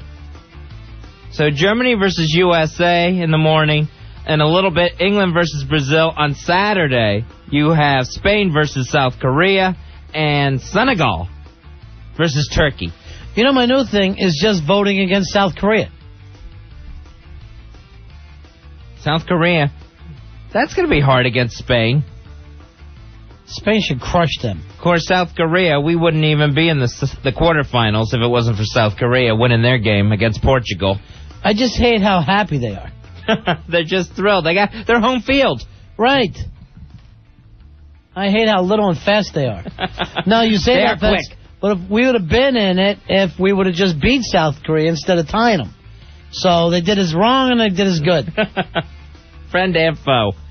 877-692-1027. Now, somebody, See America's writing to me that the Korean that scored that last goal against Italy got booted off his Italy pro team. Really? Nice. That quickly, they will call you and say you're done. They do not fool around. Now, there was just a fan last week a South Korean fan, lit himself on fire thinking he could become the 12th man on the field. Is it 12? If there's 11? Yeah. 12? Okay. It's 11 plus, it's one goalie plus 10 on the right. field. All right, so he was going to be the 12th man on the field. He was saying he was going to turn himself into a phantom player and lit himself on fire trying to kill himself so his spirit would take the field in South Korea. Why don't you do that for the Jets next year, Rory? Why don't you light yourself on fire as Vinny Testaverde's eyeballs? Sure, no problem. All right, there we have it. I don't like the Jets anyway. How can you not like the Jets? I never liked the Jets. What do you like, Giants? Yeah, for a New York team, I like the Giants. What do you mean for a New York team? Who do you root for? I root for the Miami Dolphins. You're an ass. Based on what? I've been a fan ever since I was a little kid. What year? 83. Way to hop on too late. I was like 6 years old, you know? They were in the Super Bowl against San Francisco, and all my brother's friends were rooting for San Francisco, and I decided to be different. Wee, boring. That's for sure. Wee, boring. All right, well, you're an adult now. Move on. That's why I'm also a Giants fan. All right, Heckler rooting real big on England. They lose to Brazil tonight, my friends. All done? England was my pick at the beginning. They lose to Brazil. You haven't watched the Brazil games, have you? No, I did not see a Brazil game yet. Those Brazilians remind me of the Lakers. They drive me nuts. They always have the big scores. Yeah, it's like 5-6 goals. Right. I'll tell you this. All right, maybe I'll stay up to that. Maybe I'll just stay up all the way through. I might too. I might go home, take a nap. Till 2:30. Get up at 2:30. Watch the game. Do a rail. Relax. Put on a porn tape. Wait for the morning game. That's what I like about you. You have your life organized. Well, I organize. Yeah. You know? You're good. There's a place for everything and everything in its place. That's me. I wish I could be like that. I'll say this, that England team has a great defense. Yeah. When they decide to put the defense on, you look over, somehow they have 14 goalies. I don't know how they're pulling it off. I kind of like those red shirts that they wear. Brazil has my favorite uniform. And then I kind of like that light blue that Italy was sporting around in. That was nice. That was kind of good looking. Yeah. Now, Senegal, is their luck going to hold out at all? No, they're done. I don't know what Turkey does. I don't know how good Turkey is. Well, I know Turkey slipped on Greece and broke China. Is that what would happen? Woo! Polo, who you rooting for? Polo, who you rooting for in the World Cup? I think what I'm rooting for is the USA. The UA. Now you the call United Americas. United Artists. He's rooting for. But Charlie Chaplin. Mary Pickford. and Douglas Fairbanks. Well, what I got to figure. You know that those people are dead, Polo. Yeah. Polo, was there a fourth one? Was there a fourth horseman in the UA? Douglas Fairbanks, Charlie Chaplin, Mary Pickford, and who was the other guy? That's what I'm asking you. Didn't you mention another guy? Did you somehow get drunk during the commercial break, ass? Yes, I was relaxing. The thing is I think it's a conspiracy because the U.S. of A. Shut up, Polo. Carlos, you're on Ron and Fez. Hey, what's going on, guys? Yeah. Hey, Carlos. Fez. Yeah, buddy. You think they're going to win tomorrow against Germany? I doubt it, but, they shouldn't be this far. They're always, no matter what round it is. They're playing with no pressure. Yeah, they are playing with no pressure. That is true. Now, if they win tomorrow, they're in the quarterfinals, the Final Four, and that would be just amazing. Yeah, right. And they would play the winner, I guess, of Spain-South Korea. Oh, that's going to be a definitely good game. And we could kill those. And then all we got to do after that is beat England or Brazil. Yeah. I think they'll make it. How can we not win the whole thing? That's right. They beat Mexico, so that should be tomorrow. Yeah, right. We beat Mexico. Nobody thought we could. They wouldn't surprise me, Carlos. Hey, I hope they win, man. But a lot of these countries take this game very seriously, and I don't. What, you think we don't? No, that's the thing. I don't. Have you watched this year? I'm saying I don't. Have you watched Polo? On the commercials, a little bit. Well, does this sound serious to you?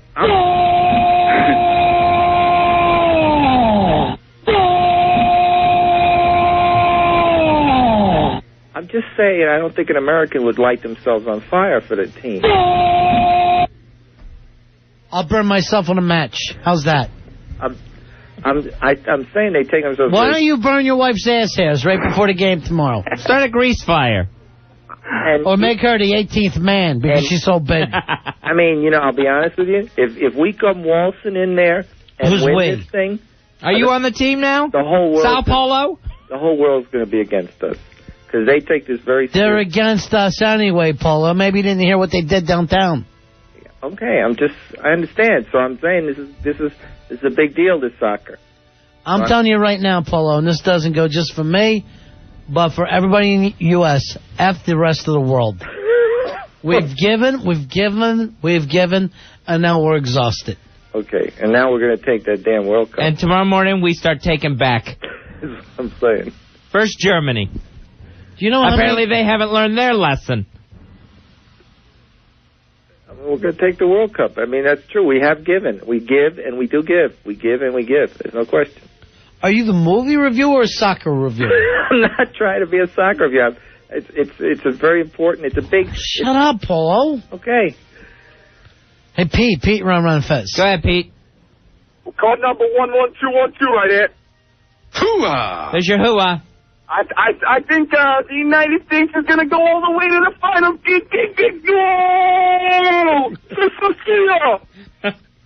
I'm sorry again, Paul. I'll shut up. Now, Paulo, you say you've seen the game. What's your review of it? My review is the American team has a lot of heart.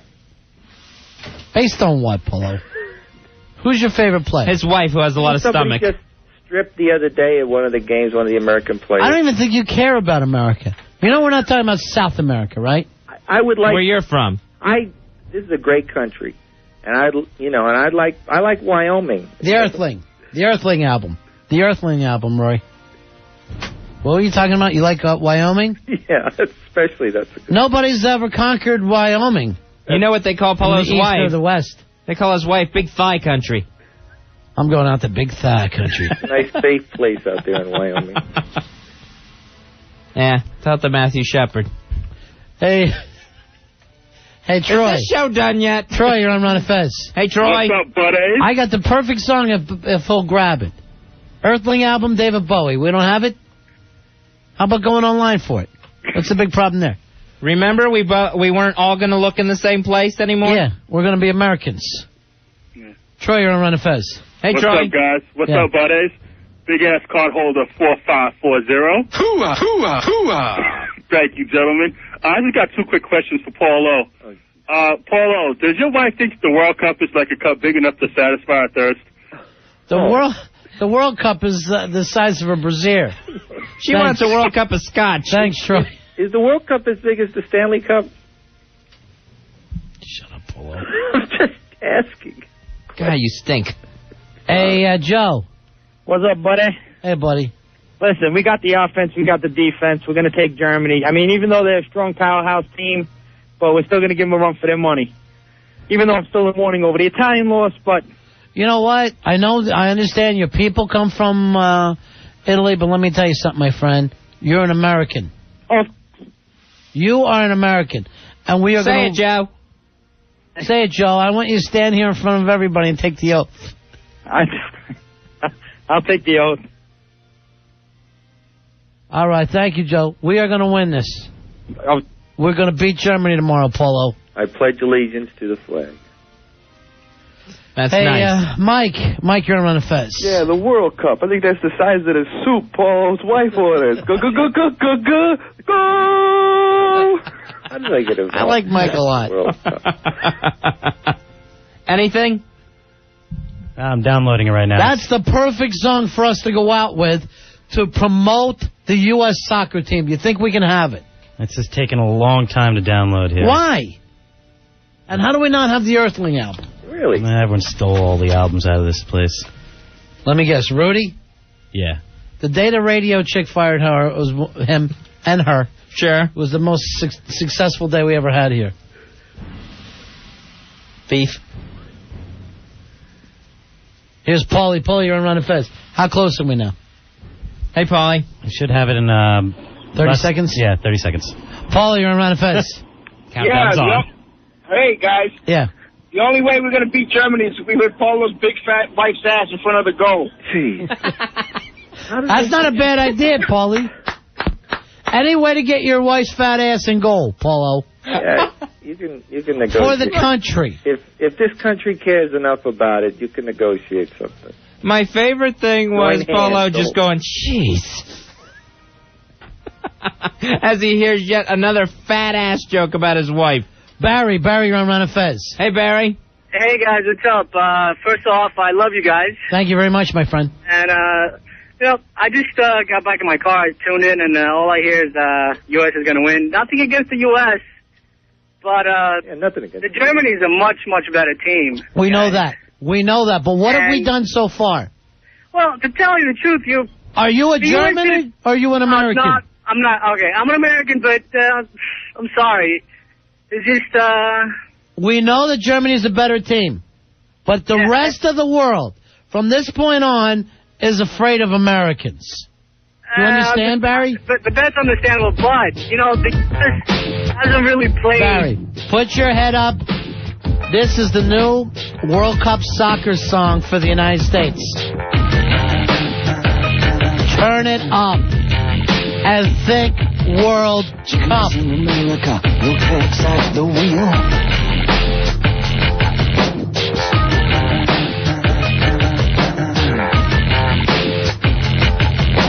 No one needs anyone, they don't even just pretend. Jonas in America. I'm afraid of America. I'm afraid of the World Cup. I'm afraid I can't help it. I'm afraid I can't. I'm afraid of Americans.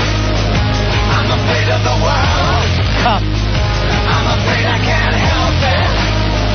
I'm afraid I can't. I'm afraid of Americans. 7:25 tomorrow. It's the March on the Cup, Fezzy. I can feel it. Quarterfinals, USA versus Germany. You're next, Germany. Who's next? Who's next? Germany. We ought to come out with little Hitler mustaches to F with them. Johnny wants to think of a joke.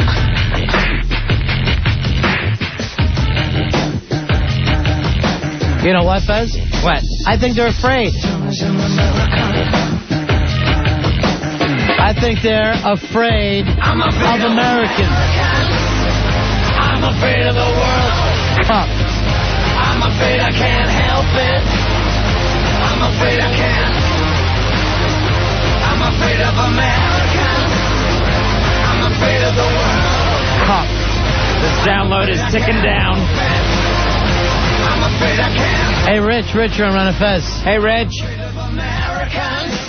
Rich, you on, buddy? You there, Reg? No, Reg. Dan, you're on Run of Fez. Yeah, it's Dan, Big Ass 13635. Yeah, buddy. Yeah, I just want to say the World Cup is definitely bigger than the cup that Paulo's got to wear in his jock. Hear that, Paulo? Yeah, okay. You hear that, you German bastard, Paulo? I still don't know if it's bigger than the You Stanley Nazi Cup. sympathizer? Hey, look, they are afraid that we're going to win. There's no question. They're afraid of Americans. Because as far as they knew, America was always out of this. We were never That's what they said in World War II. What happened? I know. What happened, Paulo? We won. We're going to do it again tomorrow. I'm afraid of Americans. I'm afraid of the World Cup. I'm afraid I can't help it. I'm afraid I can't. I'm afraid of We got to get going. We are done. We'll be back on Tuesday, people. Long weekend tomorrow night. Listen to Billy Staples get drunk. Oh, it's a good one. First time ever in Best Of. Billy Staples meets Lobster Claws. Paulo, you Nazi son of a bitch. I'll see you at 7:25 tomorrow morning. We'll see you on the field, mister. Frau. We beat those damn Germans and then the world. Krauts. Paulo will be sitting there wearing You're next. with that little spike in the top of his helmet. I know nothing. I do have the fun. God is an American. That's so true. God is an American. At least his son Jesus was. I have the Kaiser mustache. We're talking. Goes up. Never speak. We'll see you guys Tuesday. Enjoy your weekend. We'll be back Tuesday at 7 o'clock right after O&A. We're running Fez. Americans.